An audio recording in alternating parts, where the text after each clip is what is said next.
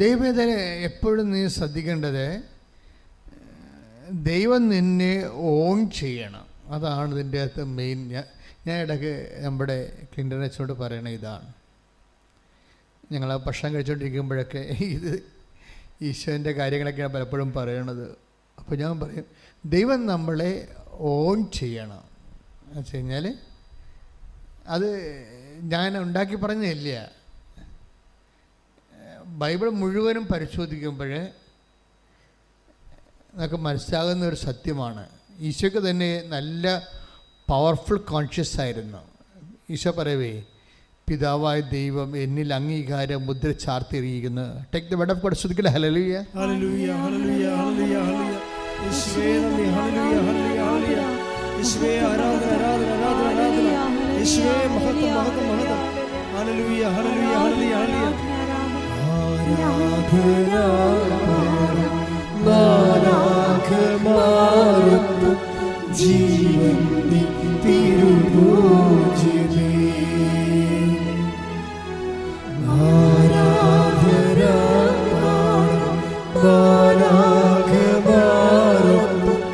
ജീവന്റെ തിരുഭോജ്യമേ.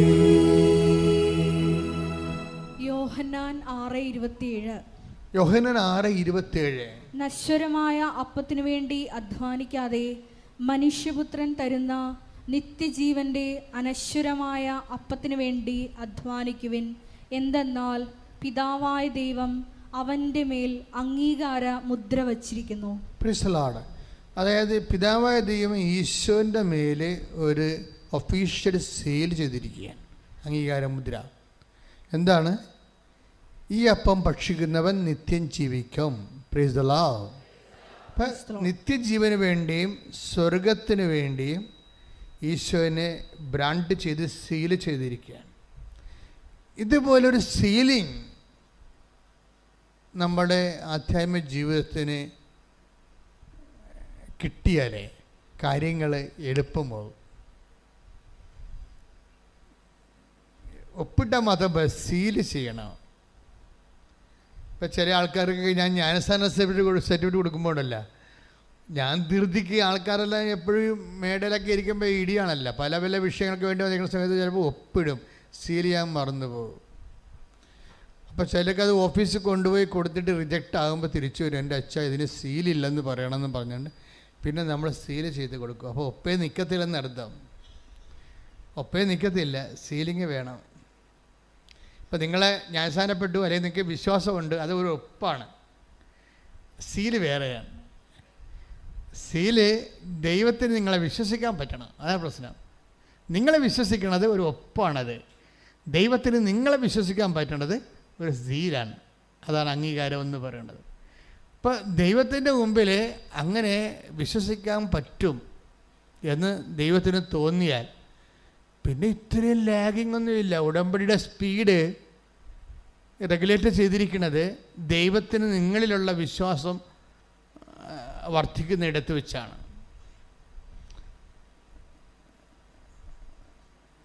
അതായത് നമ്മളിൽ ദൈവത്തിന് ഒരു വിശ്വാസം തോന്നിയാൽ അപ്പം സീലായി. നിങ്ങൾ ഉടമ്പടി കഴിയുമ്പോൾ നിങ്ങൾ നിങ്ങളുടെ വഴിക്ക് പോകും. ഇത് പ്രധാനപ്പെട്ട ഒരു പദാർത്ഥം മാത്രമായ ഒരു ഭൗതികമായ ആനുകൂല്യങ്ങൾക്ക് വേണ്ടിയുള്ള തൽക്കാലത്തേക്കുള്ള വരവും പോക്കുമാണെന്ന് ദൈവത്തിന് തോന്നും. അപ്പോൾ സീലാകത്തില്ല. ഉടമ്പടി സീലാകാത്തതിൻ്റെ പ്രധാനപ്പെട്ട സീല് പതിയത്തില്ലല്ല.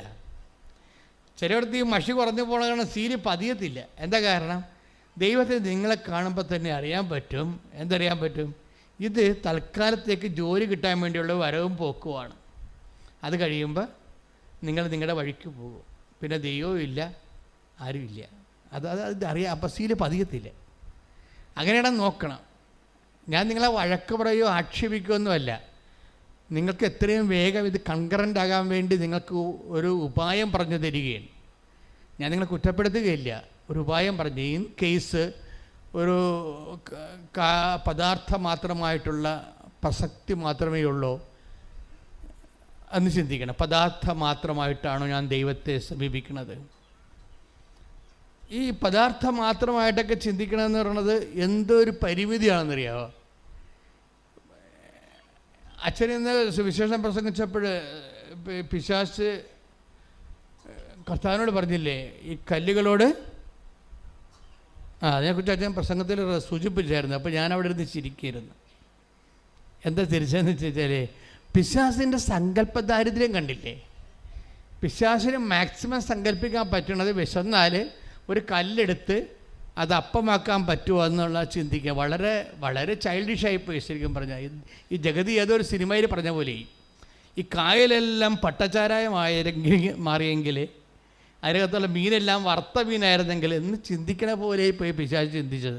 അത്രയ്ക്ക് സങ്കല്പ ദാരിദ്ര്യമാണ്. കല്ലുകളോട് അപ്പമാകാൻ. അപ്പോൾ എൻ്റെ മനസ്സിന് ഞാൻ അവിടെ നോട്ട് ബുക്ക് കൊണ്ടുപോകുന്ന വെച്ച് എഴുതാൻ തുടങ്ങി. എന്താ എഴുതാൻ തുടങ്ങിയത് നിങ്ങൾ കണ്ടേ ഞാൻ എഴുതുന്നത്? എന്താ എഴുതാൻ തുടങ്ങിയെന്ന് വെച്ച് കഴിഞ്ഞാൽ ഈ കല്ലുകളോട് അപ്പമാകാൻ പറയുന്ന സൂത്രപ്പണി മാത്രമേ പിശാചിന് സങ്കല്പിക്കാൻ പറ്റത്തുള്ളൂ. അതിന് ഒരു മേ ബി ഫിസിക്കൽ ഫേവേഴ്സ് എന്ന് പറയാം. പക്ഷേ ആധ്യാത്മികത അതിനേക്കാൾ വലുതാണ്. കല്ലില്ലെങ്കിലും അപ്പമില്ലെങ്കിലും നിന്നെ നിലനിർത്താൻ കഴിയുക. ദൈവത്തിന് ജോലിയില്ലെങ്കിൽ, നീ വിവാഹം കഴിച്ചില്ലെങ്കിലും, നിങ്ങൾക്ക് മക്കളില്ലെങ്കിലും, നിങ്ങൾക്ക് വീടില്ലെങ്കിലും സന്തോഷത്തോടെ നിങ്ങൾ നിലനിർത്താൻ കഴിയും. നീ ദൈവത്തിന് കണ്ടീഷൻഡായിട്ട് മക്കളെ കിട്ടിയ. ഇപ്പോൾ കഴിഞ്ഞ ദിവസത്തെ സാക്ഷ്യം എന്നാണ് അവസാനിച്ചത്. മാതാവിൻ്റെ മുമ്പിൽ വന്ന് ആ മോള് പറഞ്ഞു കേട്ടില്ലേ, എന്താണ്, ഒന്നെങ്കിൽ 20 വർഷമായി ഞാൻ കുഞ്ഞിന് വേണ്ടി ദൈവങ്ങളുടെ എല്ലാം നടക്കണം. അവസാനം നിൻ്റെ അടുത്ത് വന്നിരിക്കുകയാണ്. ഒന്നെങ്കിൽ എൻ്റെ ജീവൻ എടുക്കണം, അല്ലെങ്കിൽ എനിക്ക് കുഞ്ഞിനെ തന്നെ. അമ്മ ആ മാസം അവൾക്ക് കുഞ്ഞിനെ കൊടുത്ത്. അപ്പോൾ അവൾക്ക് മനസ്സിലായി അമ്മ ആരാണെന്ന് മനസ്സിലായി. പക്ഷേ എപ്പോഴും ദൈവത്തിൻ്റെ അടുത്ത് നിങ്ങൾ ഇങ്ങനെയുള്ള അഭ്യാസം കാണിക്കരുത്. അപ്പോൾ ഈ കല്ലപ്പമാക്കാൻ പറഞ്ഞ പോലെ പിശാചായിട്ട് നിങ്ങളെ കണക്കാക്കുന്നുള്ളൂ. ദൈവത്തിന് നമ്മൾ ഉദ്ദേശിക്കുന്നത് ഒരു ഭൗതിക യാഥാർത്ഥ്യത്തെ, നമുക്ക് ഒരു പദാർത്ഥത്തെ നമുക്ക് അനുഭവവേദ്യമാകുന്ന രീതിയിൽ ആസ്വദിക്കാനുള്ള പരുവമാക്കി തരിക എന്നുള്ള ഒരു മിനിമം പരിപാടിയാണ് നിങ്ങൾ ദൈവത്തിന് കൊടുത്തതെങ്കിൽ ദൈവത്തെ ഈ ജന്മത്തിൽ നിങ്ങൾ അനുഭവിക്കാൻ പറ്റത്തില്ല. ഒരനുഗ്രഹ ദാതാവായി മാത്രം ദൈവത്തെ കാണുമ്പോൾ സ്വാഭാവികം നിങ്ങളുടെ റിലീജിയസ് ലൈഫ് തന്നെ ഭയങ്കര പദ്ധതിക്കാകും. ഞാൻ എന്താ എഴുതിക്കൊണ്ടിരുന്നതെന്നറിയാമോ? ഞാൻ എഴുതിക്കൊണ്ടിരുന്നത് അതിൻ്റെ താഴേക്ക് വരുമ്പോൾ വചനങ്ങളാണ്. ഈ പ്രോഗ്രാങ്ങളെല്ലാം കഴിയുമ്പോൾ ഈ പിശാച് ഈശോനെ പ്രലോഭിപ്പിക്കാൻ പോണതിന് മുമ്പ് പിശാച് മറന്നുപോയൊരു ഭാഗമുണ്ട്. എന്താ കാര്യം? കല്ലില്ലെങ്കിൽ അപ്പമില്ലെങ്കിൽ ഇവൻ ജീവിക്കുമെന്നുള്ളത് അവൻ അനുഭവം കൊണ്ട് പഠിച്ചിട്ടാണ് അവൻ വന്നിരിക്കുന്നത്. അവനെന്താ പറഞ്ഞിരിക്കുന്നത്? അതായത് 40 ദിവസം അവൻ ഭക്ഷിക്കാതിരുന്നിട്ടും പാനം ചെയ്യാതിരുന്നിട്ടും അവന് വിശപ്പൊരു പ്രശ്നമേ അല്ലായിരുന്നു. ആ ടൈം കഴിഞ്ഞപ്പോഴാണ് അവൻ വിശന്നത്. അവൻ 40 ദിവസം എന്തുകൊണ്ടാണ് അവന് വിശക്കാതിരുന്നത്? That is anointing. അതാണ് അനോയിൻറ്റിങ് എന്ന് പറയണത്. അനുഗ്രഹത്തിൻ്റെ അപ്പുറത്തുള്ള സാധനമാണ്. അനുഗ്രഹം എന്ന് പറഞ്ഞാൽ ബ്ലെസ്സിങ്സ്. അനുഗ്രഹത്തിൻ്റെ അപ്പുറത്തുള്ള എന്താണ്? അത് ബ്ലെസ്സിങ്സ് പദാർത്ഥം മാത്രവും മെറ്റീരിയലാണ്. അത് മാനുഷികമാണ്. ഈ മാനുഷികമായിട്ടുള്ള അനുഭവ തലങ്ങൾക്ക് അപ്പുറത്തുണ്ട്. എന്താണ്? നീ 40 ദിവസവും 40 രാവും അവൻ ഒന്നും ഭക്ഷിക്കുകയോ ഒന്നും കുടിക്കുകയോ ചെയ്തില്ല. ആ കാലം കഴിഞ്ഞപ്പോൾ, എന്നുവെച്ചാൽ അഭിഷേകത്തിൻ്റെ ആ കാലം കഴിഞ്ഞപ്പോഴാണ് അവനെ വിശന്നത്. അപ്പോൾ അവിടെ കല്ലില്ലെങ്കിലും അപ്പമില്ലെങ്കിലും അവൻ 40 ദിവസം സുഭിക്ഷമായിട്ട് തന്നെയാണ് ഇവിടെ ഭക്ഷണം കഴിച്ചതുപോലെ ജീവിച്ചത്. എൻ്റെ മക്കളെ, ഇത് വേറെ ഒരു ലെവലാണ്. നിങ്ങളീ ഉടമ്പടിയിൽ അന്വേഷിക്കേണ്ടത്. ഇപ്പം കഴിഞ്ഞ ദിവസങ്ങളിലേ അങ്ങനെ പേര് ഞാൻ പറഞ്ഞു, എന്താ, അതായത് ഒരു മനുഷ്യരോടൊരു സാക്ഷ്യം പറഞ്ഞു. ജോർജ് ഇമ്മാനുവൽ എന്ന് പറഞ്ഞു, കായംകുളത്തുകാരൻ ജോർജ് ഇമ്മാനുവൽ. ജോർജ് ഇമ്മാനുവൽ 33 വർഷമായിട്ട് കടലിൽ മർച്ചൻ്റ് നേവിയിലാണ്. 33 വർഷമായിട്ട് മർച്ചൻ്റ് നേവിയിലാണ്. കക്ഷിക്ക് ഇന്ന് വരെ 12 കമ്പനി മാറിയിട്ടുണ്ട്. 33 വർഷം. അപ്പോൾ ദാറ്റ് മീൻസ് ഒരു 3 കൊല്ലം 3.5 കൊല്ലമൊക്കെ കമ്പനി നിൽക്കത്തുള്ളൂ. അത് കഴിയുമ്പോൾ അവർ ഡിസ്മിസ് ചെയ്യുക ഈ സാധനത്തിന്. അത് കാരണം വീടും വെക്കാൻ ഒത്തിയിട്ടില്ല. എവിടെയെങ്കിലും ഉറച്ചു നിന്നാലല്ലേ വീട് വെക്കുകയോ എന്തെങ്കിലും അഭിവൃദ്ധി ഉണ്ടാകുക. 33 കൊല്ലം. ഇപ്പം 6 കൊല്ലം തന്നെ മർച്ചൻ്റ് നേവി പോയി കഴിഞ്ഞാൽ കൊടീശ്വരം വരെ ജീവിക്കുന്ന ആൾക്കാരുണ്ട്. അപ്പോൾ 33 കൊല്ലം ചെയ്തിട്ട് പുള്ളിക്കാരൻ ഓരോരുത്തർ ഒന്നും എത്തിയിട്ടില്ല. അവസാനം ഉടമ്പടി ചെയ്ത് 33 വർഷത്തെ ഈ മറൈൻ ലൈഫും കഴിഞ്ഞ് 12 കമ്പനിയിൽ വർക്ക് ചെയ്തുകൊണ്ടിരിക്കുക മാറി. ഇപ്പോൾ ഇവിടെ വന്ന ശേഷം ഈ പുള്ളിക്ക് നിങ്ങൾക്ക് നിരാശയായി. കാര്യം പുള്ളിയുടെ കൂടെ ഉള്ള അവിടെ കപ്പലേക്ക് കയറിയ ആൾക്കാരൊക്കെ ഇന്ന് എവിടെ ഇരിക്കണം, പുള്ളി അവിടെ ഇരിക്കണം എന്ന് പറഞ്ഞ് ഭയങ്കര വ്യത്യാസം, സങ്കടം, നിരാശ. പുള്ളി ഒന്ന് ഉടമ്പടി ചെയ്ത്. ഈ നിരാശ പറഞ്ഞാൽ നമുക്കുള്ള മാർഗം എന്താ? ഉടമ്പടി ചെയ്ത് വന്നിട്ട് എന്നോട് ചോദിച്ച് വാട്ട് ഹാപ്പൻ ടു മീ, എന്താണ് എൻ്റെ കുഴപ്പം വെച്ചാന്ന് ചോദിച്ച്. അപ്പോൾ ഞാനത് എൻ്റെ ഈ മറൈൻ പാസ്പോർട്ട് മാതാവിൻ്റെ അടുത്ത് കൊണ്ട് വെച്ചിട്ട് തിരിച്ചു കൊണ്ട് കൊടുക്കുമ്പോൾ മാതാവിനോട് പറഞ്ഞു അവനോട് മുൻചുണ്ടി അവസാനിപ്പിക്കാൻ പറയാൻ പറഞ്ഞു. എനിക്ക് ഇയാളെ ആദ്യം കാണുകയാണ്. ഞാൻ പറഞ്ഞു മുൻചുണ്ടി അവസാനിപ്പിക്കാൻ പറയുന്നുണ്ടെന്ന് പറഞ്ഞു. എന്ന് വെച്ച് കഴിഞ്ഞാൽ എടുത്ത് ചാട്ടമായ പരിപാടിയാണ്. ഒരു വീട്ടിൽ പോലും സമാധാനത്തിൽ ഒരാൾ നമ്മുടെ സമയത്ത് കുറച്ച് കഴിയുമ്പോൾ ഉടക്കി പിരിയും. അപ്പം അത് ആ മനുഷ്യൻ്റെ ഒരു കുറവാണ്. അത് ആധ്യാത്മിക ജീവിതത്തിന് മാത്രമല്ല ഭൗതിക ജീവിതത്തിന് ഇതുപോലെ കുറവുണ്ടായിക്കഴിഞ്ഞാൽ നമ്മൾ ഓരോരുത്തരെത്തത്തില്ല. ഇപ്പോൾ കത്തോലിക്ക പള്ളിയിൽ ഇപ്പോൾ നോൻപ് കാലമാണ്. കർത്താവിന് പീഡാനുഭവത്തിന് വേണ്ടി ഒരുങ്ങിക്കൊണ്ടിരിക്കുകയാണ്. അതുകൊണ്ട് തന്നെയാണ് ഈശോ ഇങ്ങനെ എന്നെ കൊണ്ടുവരണം എന്ന് തോന്നുന്നത്. നിങ്ങളും ചിന്തിക്കണം നല്ലതാ, കുറവുകളെ അന്വേഷിക്കണം നല്ലതാ. ഉടമ്പടി എടുക്കാൻ വേണ്ടി വരുമ്പോഴേ എടുത്തു കഴിഞ്ഞ് അച്ഛനെ കാണാൻ വരുമ്പോഴല്ല, അച്ഛനെ കാണുന്ന മുമ്പ് തന്നെ കർത്താവിനോട് ചോദിക്കണം എനിക്ക് വല്ല കുറവുണ്ടോ. മനസ്സിലായില്ലേ? അച്ഛനെ കാണുമ്പോൾ ചോദിച്ചാൽ അതിന് കുഴപ്പമൊന്നുമില്ല. നിങ്ങൾ ചോദിക്കാത്തത് കൊണ്ട് മാത്രമേ എനിക്ക് പരിഭവമുള്ളൂ. ചോദിച്ചാൽ ഞാൻ മറുപടി പറയും. പക്ഷേ പിന്നെ ചിലരോട് മിണ്ടത്തില്ല. എന്ന് വെച്ച് കഴിഞ്ഞാൽ അവർ സിമ്പിൾ ക്വസ്റ്റ്യൻസ് ആയിരിക്കും ചോദിക്കുന്നത്. സീരിയസ് വിഷയമാണെങ്കിൽ ഞാൻ ടൈം എടുത്ത് അതിന് മെസ്സേജ് എടുത്ത് മറുപടി പറയും. കാര്യം അവർക്കത് ആവശ്യമാണ് എനിക്ക് തോന്നുന്നത്. അവരെന്നെ പരീക്ഷിക്കാനാണ് ചോദിക്കണമെങ്കിലും ഞാൻ മിണ്ടത്തില്ല. അവർക്കത് അറിഞ്ഞിരിക്കാൻ വേണ്ടിയാണെങ്കിൽ ഞാൻ മിണ്ടത്തില്ല. എവിടെയാണ് ഈ വിനാശത്തിൻ്റെ അശുദ്ധ ലക്ഷണം നിൽക്കരുതാസ്ഥലത്ത് നിൽക്കണ കാണുമ്പോൾ യൂദയായിലുള്ളവർ മലമുകളിലേക്ക് ഓടായിപ്പോകാനാണ് പറഞ്ഞത്. അതായത് ചിലർക്ക് എപ്പോഴും നമ്മൾ ശ്രദ്ധിക്കുന്നത് ഈ ദൈവം നമ്മളോട് സംസാരിക്കും, ഒരു സംശയമില്ല. പക്ഷേ എപ്പോഴും നമ്മൾ ശ്രദ്ധിക്കേണ്ടത് നമ്മളുടെ തീരുമാനം എടുത്ത് മാറ്റിയിട്ട് നമ്മൾ കേവലമായിട്ട് നിൽക്കണം. കേവലമായിട്ട് കർത്താവേ നീ എന്ത് പറഞ്ഞാൽ അത് മാത്രമേ ഞാൻ ചെയ്യത്തുള്ളൂ എന്നാണെങ്കിൽ, അതെല്ലാ കാര്യത്തിലും അങ്ങനെയാണെങ്കിൽ ദൈവം എല്ലാ കാര്യത്തിലും നിങ്ങളോടും അങ്ങനെ തന്നെയായിരിക്കും. ഇതങ്ങനെയല്ല, നിങ്ങൾക്കിഷ്ടമുള്ളത് നിങ്ങൾ ചെയ്യും. നിങ്ങൾക്കിഷ്ടമുണ്ട്, പക്ഷേ അത് എൻ്റെ അതൊരു ചെറിയൊരു മനസാക്ഷിക്കുത്ത് എന്തോ കിടപ്പുണ്ട്. അതിന് ദൈവത്തിൻ്റെ കൺകറൻസ് ഉണ്ടോ എന്ന് അറിയാൻ വേണ്ടി അറിഞ്ഞെങ്കിൽ അത് കൊള്ളാമല്ലോ, അറിഞ്ഞില്ലെങ്കിൽ എനിക്ക് കുഴപ്പമൊന്നുമില്ല, ഞാൻ ഇഷ്ടമുള്ള പോലെ ചെയ്യത്തുള്ളൂ എന്ന് പറഞ്ഞുകൊണ്ട് ജീവിക്കുന്ന ആൾക്കാരില്ലേ, അവർ വെറുതെ ആൾക്കാരെ വന്ന് പണി മേടിക്കരുതെന്ന് മാത്രമേ ഞാൻ പറയത്തുള്ളൂ. ആണ് സമയം. അത് വളരെ ശ്രദ്ധിച്ച് കൈകാര്യം ചെയ്യേണ്ടത്. നിങ്ങൾ വളരെ ശ്രദ്ധിക്കേണ്ട കാര്യം മെസ്സേജിൻ്റെ കാര്യത്തിലേ. ശ്രദ്ധിക്കട്ടെ മക്കളെ. കർത്താവിൻ്റെ പാട്ടൊക്കെ കേൾക്കുമ്പോഴേ നിങ്ങളുടെ ഹൃദയം ഇങ്ങനെ മെൽട്ടാകണം. അത്രയും ദൈവസ്നേഹം ഉണ്ടാകണം. എൻ്റെ മക്കളെ സത്യം പറയണം, നിങ്ങൾക്ക് ദൈവസ്നേഹം ഉണ്ടായാൽ മാത്രം മതി. വേറെ അപ്പത്തേന് നിങ്ങൾ ഉടമ്പടിയിലാകും. വെർച്വൽ ഉടമ്പടി എന്ന് നമ്മൾ പറയത്തില്ലേ, വെർച്വൽ ഉടമ്പടി, ഫിസിക്കൽ ഉടമ്പടിയാണ് നമ്മൾ ചെയ്യണത്. ഇവിടെ വെർച്വൽ ഉടമ്പടിയുണ്ട്. വെർച്വൽ ഉടമ്പടി എന്ന് പറയുന്നത് എന്താണ്? നിങ്ങൾക്ക് ദൈവത്തോട് പ്രണയം തോന്നി ദൈവത്തിൻ്റെ വഴികളിലൂടെ ജീവിക്കാൻ മനസ്സുകൊണ്ട് തീരുമാനമാകുമ്പോൾ തന്നെ നിങ്ങൾ ഉടമ്പടിയിലായി. വെർച്വൽ ഉടമ്പടി എന്ന് പറയും അതിനെ. ഓൺലൈൻ കാലത്തേക്ക് കോടതിയിലൊക്കെ നടന്നത് വെർച്വൽ ആയിട്ടുള്ള ഡിസിഷൻ വിസ്താരമൊക്കെ നടന്നത് ഓൺലൈനിൽ. അപ്പോൾ ഇതുപോലെ നമ്മളെ ഫിസിക്കലായിട്ട് ചെയ്യാതെ തന്നെ നമ്മൾക്ക് ദൈവവുമായിട്ട് ഉടമ്പടിയിലാകാൻ പറ്റും. കാര്യം ഉടമ്പടി ഒരു ശാശ്വതമായ യാഥാർത്ഥ്യമാണ്. അതിന് അന്തസത്യം എന്ന് പറയുന്നത് ദൈവസ്നേഹത്തോടെ ദൈവത്തിന് വേണ്ടി ജീവിക്കാൻ, മനുഷ്യരെ സേവിച്ച് ശുശ്രൂഷ ജീവിക്കാൻ, വിശുദ്ധിയോടെ ജീവിക്കാൻ വേണ്ടിയുള്ള തീരുമാനമാണ്. ശ്രദ്ധിക്കട്ടെ.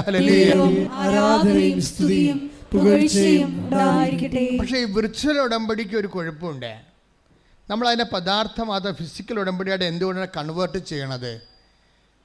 അതിൻ്റെ അകത്ത് കുറേ ഇൻവെസ്റ്റ്മെൻറ്റ്സ് ഉണ്ട്. അതുകൊണ്ടാണ് വിർച്വൽ ഉടമ്പടിക്ക് ഇൻവെസ്റ്റ്മെൻറ്റ്സ് ഇല്ല, കുറവാണ്.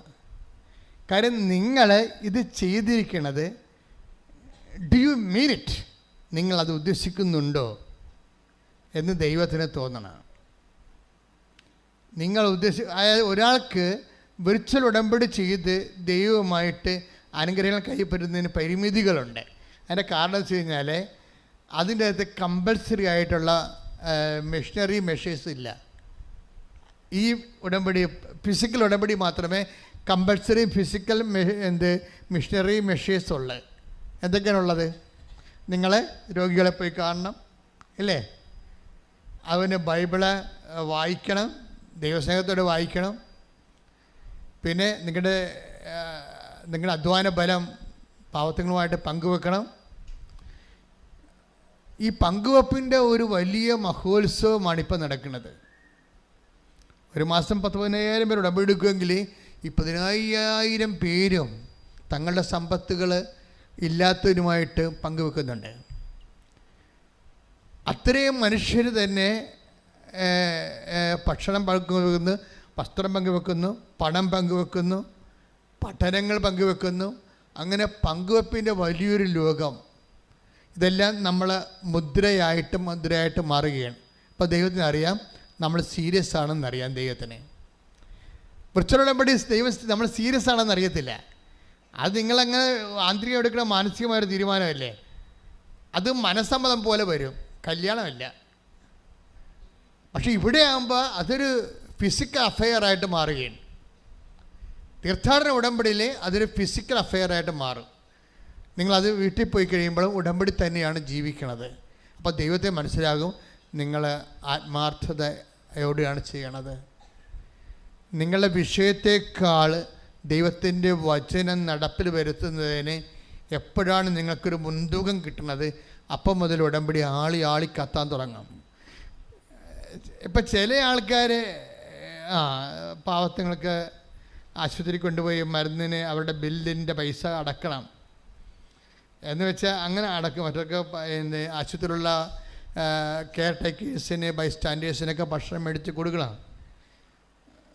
വസ്ത്രം ഇല്ലാത്തവർക്ക് വസ്ത്രം കൊടുക്കണം എന്നൊക്കെ. എന്നാലും ചിലർ പറയും കൈവിട്ട് കളിക്കേണ്ട, എങ്ങനെ ഉടമ്പടിയിൽ നിന്ന് കിട്ടിയില്ലെങ്കിൽ നമുക്ക് വരുമാനം കിട്ടിയില്ലേ പിന്നെ എന്ത് കയ്യിരിക്കാൻ കൂടി പോകത്തില്ലേ. ഇങ്ങനെ ചിന്തിക്കണ ഒത്തിരി പ്രാക്ടിക്കൽ ക്രിസ്ത്യൻസ് ഉണ്ട്. ഇതിനാണ് ഭയങ്കര പ്രാക്ടിക്കൽ ക്രിസ്ത്യൻസാണ്. എന്ന് വെച്ച് കഴിഞ്ഞാൽ ഉടമ്പടി നമുക്ക് ദൈവാനുഗ്രഹം നമ്മുടെ അക്കൗണ്ടിൽ വരണത് വരെ കൈവിട്ട് കളിക്കത്തില്ല. ഇതിങ്ങനെ ഈ പെരിച്ചാഴികളുടെ എണ്ണം ഒരു 90% വരും. 90% എന്ന് വെച്ചാൽ നമ്മളുടെ അക്കൗണ്ടിൽ നമ്മൾ ഉദ്ദേശിക്കുന്ന രീതിയിലുള്ള അനുഗ്രഹം വന്ന് ചേരണവരെ കൈവിട്ട് കളിക്കത്തില്ല. എന്നിട്ട് പറയണ ഇവരെന്താ പറയണത്? അങ്ങനെ വന്നാൽ പിന്നെ നമ്മുടെ കൈ ഉള്ള കൂടി പോകില്ല ഇപ്പം എന്ന് പറയും. അപ്പോൾ ദൈവത്തെ നിങ്ങളുടെ നക്കാപ്പിച്ച കാശ് കൊണ്ട് അളന്ന് നോക്കും. അതോടുകൂടി ദൈവം മുട്ടുകാല് തല്ലി കുടിക്കും. അത്രേ ഉള്ളൂ, വേറെ പ്രശ്നമൊന്നുമില്ല. ഈ പണ്ടാരത്തിന് ഇങ്ങോട്ട് വിളിച്ചാന്ന് ചോദിക്കും ദൈവം. നിങ്ങൾക്ക് വീട്ടിലെങ്ങാനും കുത്തിയിരിക്കാൻ പാടില്ലെന്ന് ചോദിക്കും. വേറെ പ്രശ്നമൊന്നുമില്ല. ശ്രദ്ധിച്ച് വേണം കൈകാര്യം ചെയ്യാൻ. ശ്രദ്ധിക്കട്ടെ. ഹല്ലേലൂയ. എല്ലാവരും സാക്ഷ്യം പറയുമ്പോൾ ചില സാക്ഷ്യങ്ങൾ മാതാവ് എന്നോട് പറയും ജസ്റ്റ് ലിസൺ ഇറ്റ് എന്ന് പറയും. കാര്യത്തിൽ മാതാവിൻ്റെ സ്വന്തം സാക്ഷ്യങ്ങളുണ്ടാകും. ദൈവം ഈ മനുഷ്യരാശിയോട് ദൈവം ഒരു സാക്ഷ്യങ്ങൾ പലതരമാണ്. ദൈവം ഒരു പർട്ടിക്കുലർ കമ്മ്യൂണിറ്റിയോട് മാത്രം കൺവേ ചെയ്യാൻ ഉദ്ദേശിക്കുന്ന ലോക്കൽ കമ്മ്യൂണിക്കേഷനുള്ള സാക്ഷ്യങ്ങളുണ്ടാവും. ദൈവം എൻ്റെ ഹ്യൂമാനിറ്റിയോട് സംസാരിക്കുന്ന സാക്ഷ്യം ഉണ്ടാവും. എക്കാലവും അത് സാർവജനീനമായിരിക്കും, സാർവകാലികമായിരിക്കും. എല്ലാ കാലങ്ങളും സത്യമായിരിക്കും, എല്ലാ ജനങ്ങൾക്കും അത് സത്യമായിരിക്കും. ഒരു പ്രാദേശികതയ്ക്ക് അപ്പുറത്തായിരിക്കും അതിൻ്റെ സാക്ഷ്യം. ജോജോയുടെ സാക്ഷ്യം അങ്ങനെ ഒരു സാർവജനീനമായ ഒരു സാക്ഷ്യമാണ്. സാക്ഷ്യം ഇത്രയേ ഉള്ളൂ. പുള്ളി മൂത്രം ഒഴിച്ചപ്പോൾ മൂത്രത്തിൻ്റെ അളവ് കുറഞ്ഞു പോയി, അത്രയേ ഉള്ളൂ. ചെറിയൊരു സംഭവമാണ്. പുള്ളി മൂത്രം ഒഴിച്ചപ്പോൾ മൂത്രത്തിൻ്റെ അളവ് കുറഞ്ഞു പോയ പോലെ പുള്ളിക്ക് തോന്നി. അതൊരു വല്ലാത്ത തോന്നലായി, ഒരു 1.5 തോന്നലായി.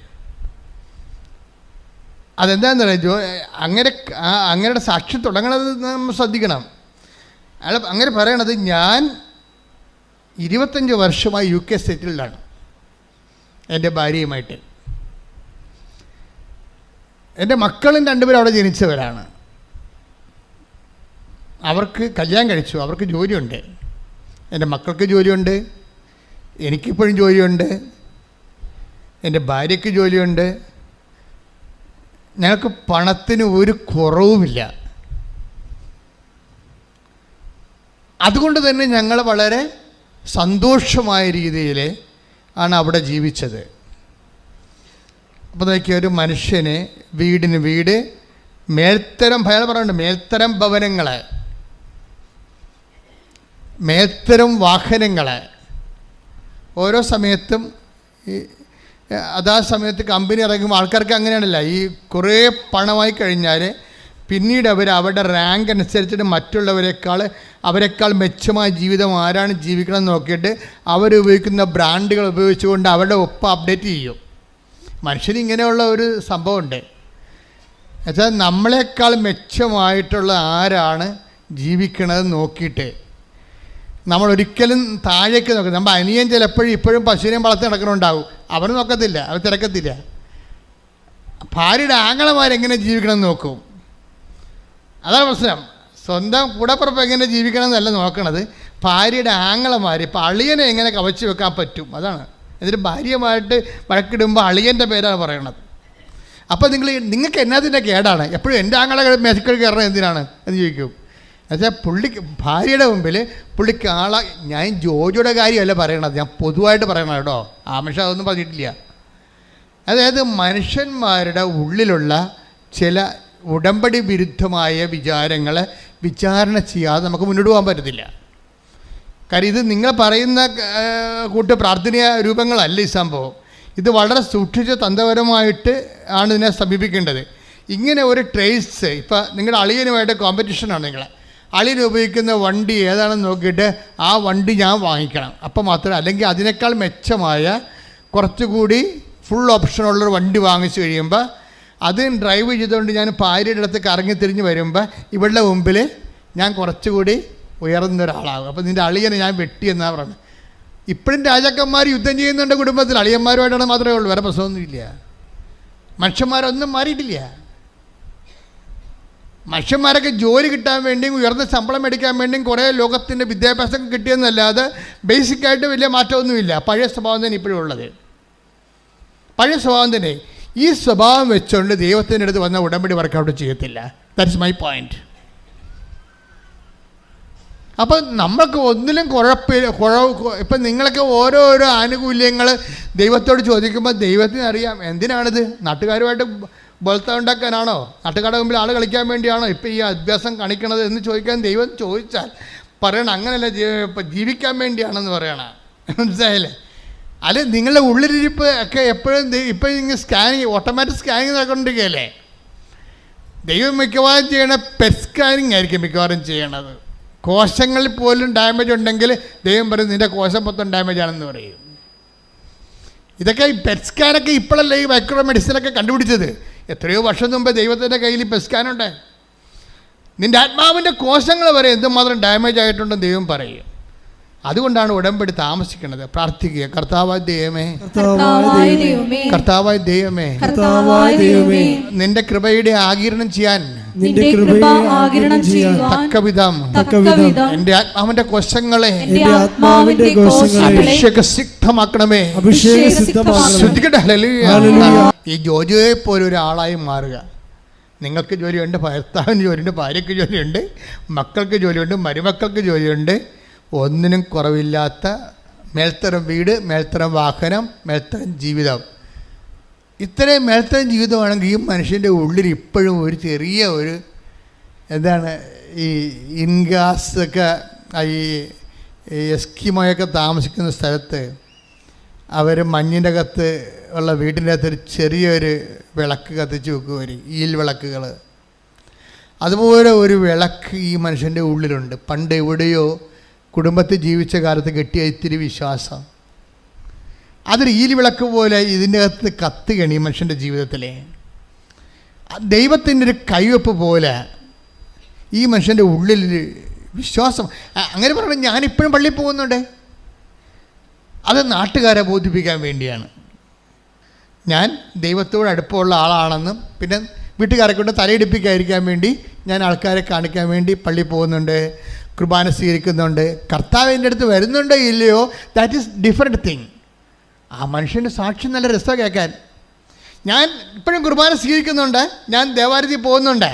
ഞാൻ കുർബാന സ്വീകരിക്കുമ്പോൾ ഈശോ എൻ്റെ അടുത്ത് വരുന്നുണ്ടോ ഇല്ലയോ, ദാറ്റ്സ് എ ഡിഫറെൻറ്റ് കേസ്. വന്നാലും ഇല്ലെങ്കിലും എനിക്ക് പ്രശ്നമില്ല. കാര്യം എനിക്ക് ജീവിതത്തിൽ പ്രശ്നമൊന്നുമില്ലല്ലോ. ജോലിയുണ്ട്, വീടുണ്ട്, വിവാഹമുണ്ട്, ആരോഗ്യമുണ്ട്, സന്തോഷമുണ്ട്. ഞാൻ ഇത്തിരി ഡ്രിങ്ക്സ് കൊടുക്കുന്നുണ്ട്, ഇപ്പോൾ കുഴപ്പമില്ല. ഞാൻ ക്ലബ്ബിൽ പോകുന്നുണ്ട്. UK ഇതിനൊന്നും കുഴപ്പമില്ല. ആരോടും ചോദിക്കത്തില്ല, എവിടെയും പോകാം, ആർക്കെവിടെയും ജീവിക്കാം. ഒരു സന്തോഷത്തിലാണ് ഞാൻ. ഈ ഭൂമി തരുന്ന ഒരു മനുഷ്യന് കൊടുക്കാവുന്ന മാക്സിമം സന്തോഷം അനുഭവിച്ച് ജീവിക്കുന്നൊരു മനുഷ്യൻ പറയുകയാണ്, ഞാനിപ്പോൾ കുർബാന സ്വീകരിക്കുന്നുണ്ട്. അത് കാര്യം ഞാൻ ഇങ്ങനെ ഒരു ആചാരാനുഷ്ഠാനത്തിൽ ജീവിച്ച് പോകുന്ന കാരണം ആ പാരമ്പര്യം കളയേണ്ടെന്ന് വിചാരിച്ചുകൊണ്ട് ഞാൻ കുർബാന സ്വീകരിക്കുന്നുണ്ട്. പക്ഷേ ഈശോ എൻ്റെ അടുത്ത് വരുന്നുണ്ടോ ഇല്ലയോ, അത് എനിക്കത്ര പ്രശ്നമല്ലെന്ന്. അതാണ് പ്രശ്നം. അതാണ് എൻ്റെ അകത്ത് ഏറ്റവും വലിയ വിഷയം. ഈശോ എൻ്റെ അടുത്ത് ആ കുർബാന സ്വീകരണത്തിലൂടെ ഈശോ എൻ്റെ അടുത്ത് വരുന്നുണ്ടോ ഇല്ലയോ എന്ന് പറയുമ്പോൾ വരുന്നില്ലെങ്കിൽ സങ്കടമില്ല. അങ്ങനെ സങ്കടം മനുഷ്യരില്ല, ഫീൽ ചെയ്യുന്നില്ല. അങ്ങനെ കുറവ് ഈശോ എൻ്റെ എഴുന്നള്ളി ഈ കുർബാനയിൽ എൻ്റെ ഉള്ളിലേക്ക് വരുന്നില്ല എങ്കിലാണെങ്കിലും അത് കുറവായിട്ട് he's not feeling it. Isho ഒരു മനുഷ്യൻ്റെ ആധുനിക മനുഷ്യൻ്റെ ഒരു അവസ്ഥ കണ്ടില്ലേ? അതായത് ചട്ടപ്പടി സഭയുടെ മുമ്പിലും അച്ഛന്മാരുടെ മുമ്പിലും പള്ളിക്കാരുടെ മുമ്പിലും ഇടവക്കാരുടെ മുമ്പിലും ഹീസ് എ ഗുഡ് കാത്തലിക്. അയാൾക്കറിയാം അയാളുടെ ഹിപ്പൊക്കെ കറക്റ്റാണെന്നറിയാം. അയാൾക്കറിയാം പള്ളിയിലെ അച്ഛന്മാരുടെ മുമ്പിൽ ബിഷപ്പിൻ്റെ മുമ്പിലൊക്കെ he's a Catholic, good Catholic. പക്ഷെ അയാൾക്കറിയാം ഈശോ ഒന്നും അയാളുടെ കയ്യിരിപ്പ് കാരണം ഈശോ ഒന്നും കുർബാനയിലൂടെ എൻ്റെ ഉള്ളിൽ വരുന്നില്ലെന്നറിയാം. ഇനി വരാതിരുന്നതുകൊണ്ടോ എനിക്ക് അത്രയ്ക്ക് വിഷമമൊന്നും ഇല്ല, അത് കുറവായിട്ട് പുള്ളിക്ക് തോന്നുന്നില്ല. ഈശോ നമ്മുടെ ഉള്ളിലേക്ക് വരാത്തത്, ഈ അനുഷ്ഠാന മാർഗങ്ങളെല്ലാം ആചരിച്ചിട്ടും വരാത്തത് ഒരു കുറവായിട്ട് തോന്നാത്ത ട്രാജഡിയെ ഇനി എന്ത് വെക്കാബററി ഉപയോഗിച്ച് പിടിക്കണമെന്ന് നമുക്കറിയത്തില്ല. അത്രയ്ക്ക് പത്തറ്റിക്കാണ് കണ്ടീഷൻ. പ്രാർത്ഥിക്കുക. കർത്താവായ ദൈവമേ, നാം കേൾക്കുന്ന ധ്യാനത്തിലൂടെ അങ്ങ് ഉദ്ദേശിക്കുന്നത് എൻ്റെ അന്തരാത്മാവിലേക്ക് പകർന്നു തരാൻ അമ്മേ, പരിശുദ്ധമ്മേ, എനിക്ക് വേണ്ടി മാധ്യസ്ഥം വഹിക്കണം.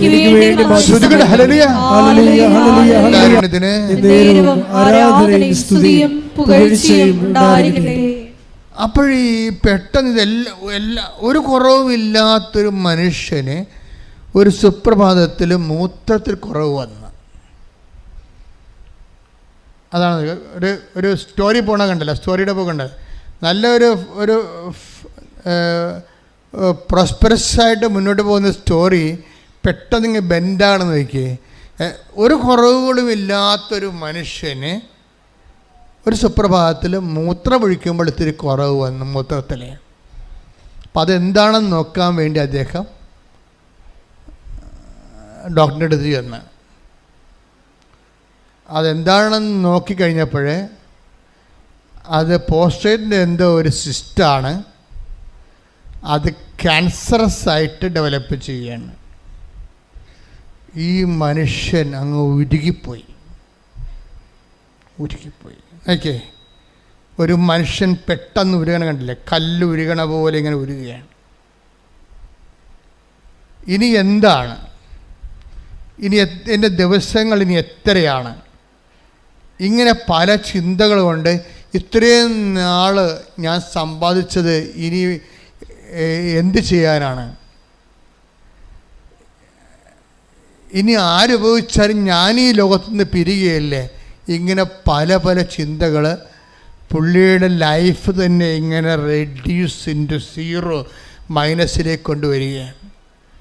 അപ്പോൾ ഇനി എന്താണ് ഒരു മാർഗം അറിയാതെ ഇങ്ങനെ പുള്ളി ചിന്തിക്കുമ്പോൾ പുള്ളി വൈഫ് എൻ്റെ അനിയത്തി നാട്ടിൽ വന്നപ്പോൾ ഉടമ്പടി എടുത്ത്,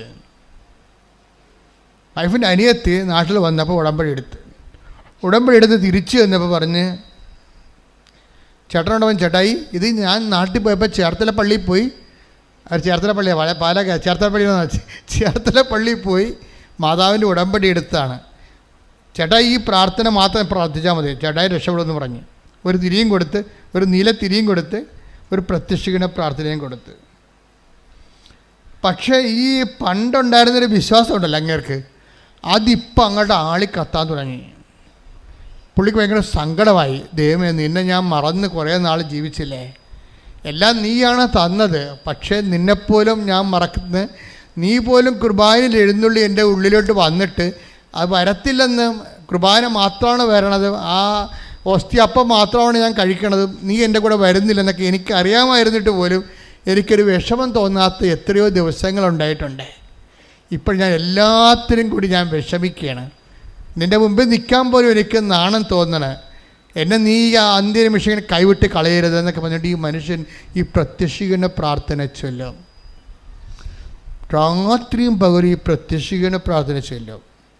കാര്യം അത് അങ്ങേര് സ്വന്തമായിട്ട് ചെല്ലണ ദൈവം അങ്ങ് രക്ഷപ്പെടുത്താൻ വേണ്ടി ഇത് ചൊല്ലി അഭിഷേകം പ്രാപിക്കാൻ ഒരു പ്രത്യേക ആകർഷണം പുള്ളിക്ക് കൊടുത്ത് ഇത് കിട്ടിയ സമയത്ത് തൊട്ട് ഈ പ്രത്യക്ഷീകരണ പ്രാർത്ഥന ചൊല്ലി പുള്ളി അത് ഇപ്പോൾ ഒത്തിരി പേരില്ലേ പ്രത്യക്ഷീകരണ പ്രാർത്ഥന കാണാൻ പഠിച്ചിരിക്കുന്നവർ, എന്തുമാത്രം പേരുണ്ട്. അവർക്ക് എന്തെങ്കിലും സങ്കടം വന്ന അപ്പം പ്രത്യക്ഷീകരണ പ്രാർത്ഥന പെട്ടെന്ന് നാവിൽ നിങ്ങൾ പ്രത്യക്ഷീകരണ പ്രാർത്ഥന വന്നുകൊണ്ടിരിക്കാം. കാരണം നിങ്ങൾക്കറിയാമല്ലോ, എന്ത് സംഭവമായാലും ഉടമ്പടി ഈ ലോകത്തെ ഏറ്റവും വലിയ ദൈവിക പദ്ധതിയാണെങ്കിലും അതിൻ്റെ ഇന്ധനമെന്ന് പറയുന്നത് പ്രത്യക്ഷീകരണമാണ്. അതിൻ്റെ ഇന്ധനം പ്രത്യക്ഷീകരണം. മാതാവിൻ്റെ പ്രത്യക്ഷീകരണത്തെ സഭ ഏറ്റെടുക്കാനും മാതാവിൻ്റെ പ്രത്യക്ഷീകരണം ലോകത്തെ അനുഗ്രഹമാക്കി മാറ്റാൻ വേണ്ടി ദൈവത്തിൻ്റെ പദ്ധതിയായിട്ടാണ് ഉടമ്പടി വരണത്. പക്ഷെ അതിൻ്റെ ബേസ്മെൻ്റ് എന്താണ്? പ്രത്യക്ഷീകരണമാണ്. ആ പ്രത്യക്ഷീകരണം വർക്കൗട്ട് ചെയ്യണത് പ്രത്യക്ഷീകരണ പ്രാർത്ഥനയിലാണ് വർക്കൗട്ട് ചെയ്യണത്. അതുകൊണ്ട് ഈ മനുഷ്യൻ പ്രത്യക്ഷീകരണ പ്രാർത്ഥന ചൊല്ലിക്കൊണ്ടിരിക്കുകയാണ്. ചൊല്ലി അവസാനം ഒരു ദിവസം പോയി രണ്ടാമതൊരു സ്കാൻ ചെയ്തപ്പോൾ ഒരു 3 മാസം കഴിഞ്ഞിട്ട് ഒരു സ്കാൻ ചെയ്ത് 3 മാസം കഴിഞ്ഞിട്ട് സ്കാൻ ചെയ്തപ്പോൾ ഡോക്ടർ പറഞ്ഞ് ഇത് ആ പഴയ കണ്ട പോലെ ഇരിക്കണമെന്ന് പറഞ്ഞ്. അപ്പോൾ പുള്ളി കുറഞ്ഞെന്നാണ് വിചാരിച്ചത്. പക്ഷെ പുള്ളി പറഞ്ഞത് പഴയ കണ്ട പോലെ ഇരിക്കണമെന്ന് പറഞ്ഞ്. കണ്ട പോലെ പണ്ട് കണ്ട സിസ്റ്റത്തിൻ്റെ അതേ മില്ലിയിൽ മാത്രമാണ് ഇപ്പോഴും ഇരിക്കണമെന്ന് പറഞ്ഞു. പക്ഷെ അത് പുള്ളിക്ക് ദൈവാനുഗ്രഹത്തെ മനസ്സിലാക്കാൻ കഴിഞ്ഞില്ല.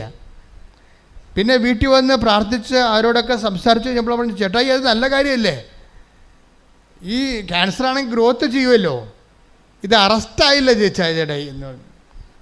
അപ്പോഴാണ് പുള്ളി ഞെട്ടിപ്പോയി. ശരിയാണ്, ഇത് അറസ്റ്റായല്ല, ഞാൻ പള്ളി കൃപാസന്ധ്യ വന്നിട്ടില്ല, മാതാവിനെ കണ്ടിട്ടില്ല, പ്രത്യക്ഷീകരണ പ്രാർത്ഥന മാത്രം ചൊല്ലിയപ്പോൾ ഇത് അറസ്റ്റായില്ലേ.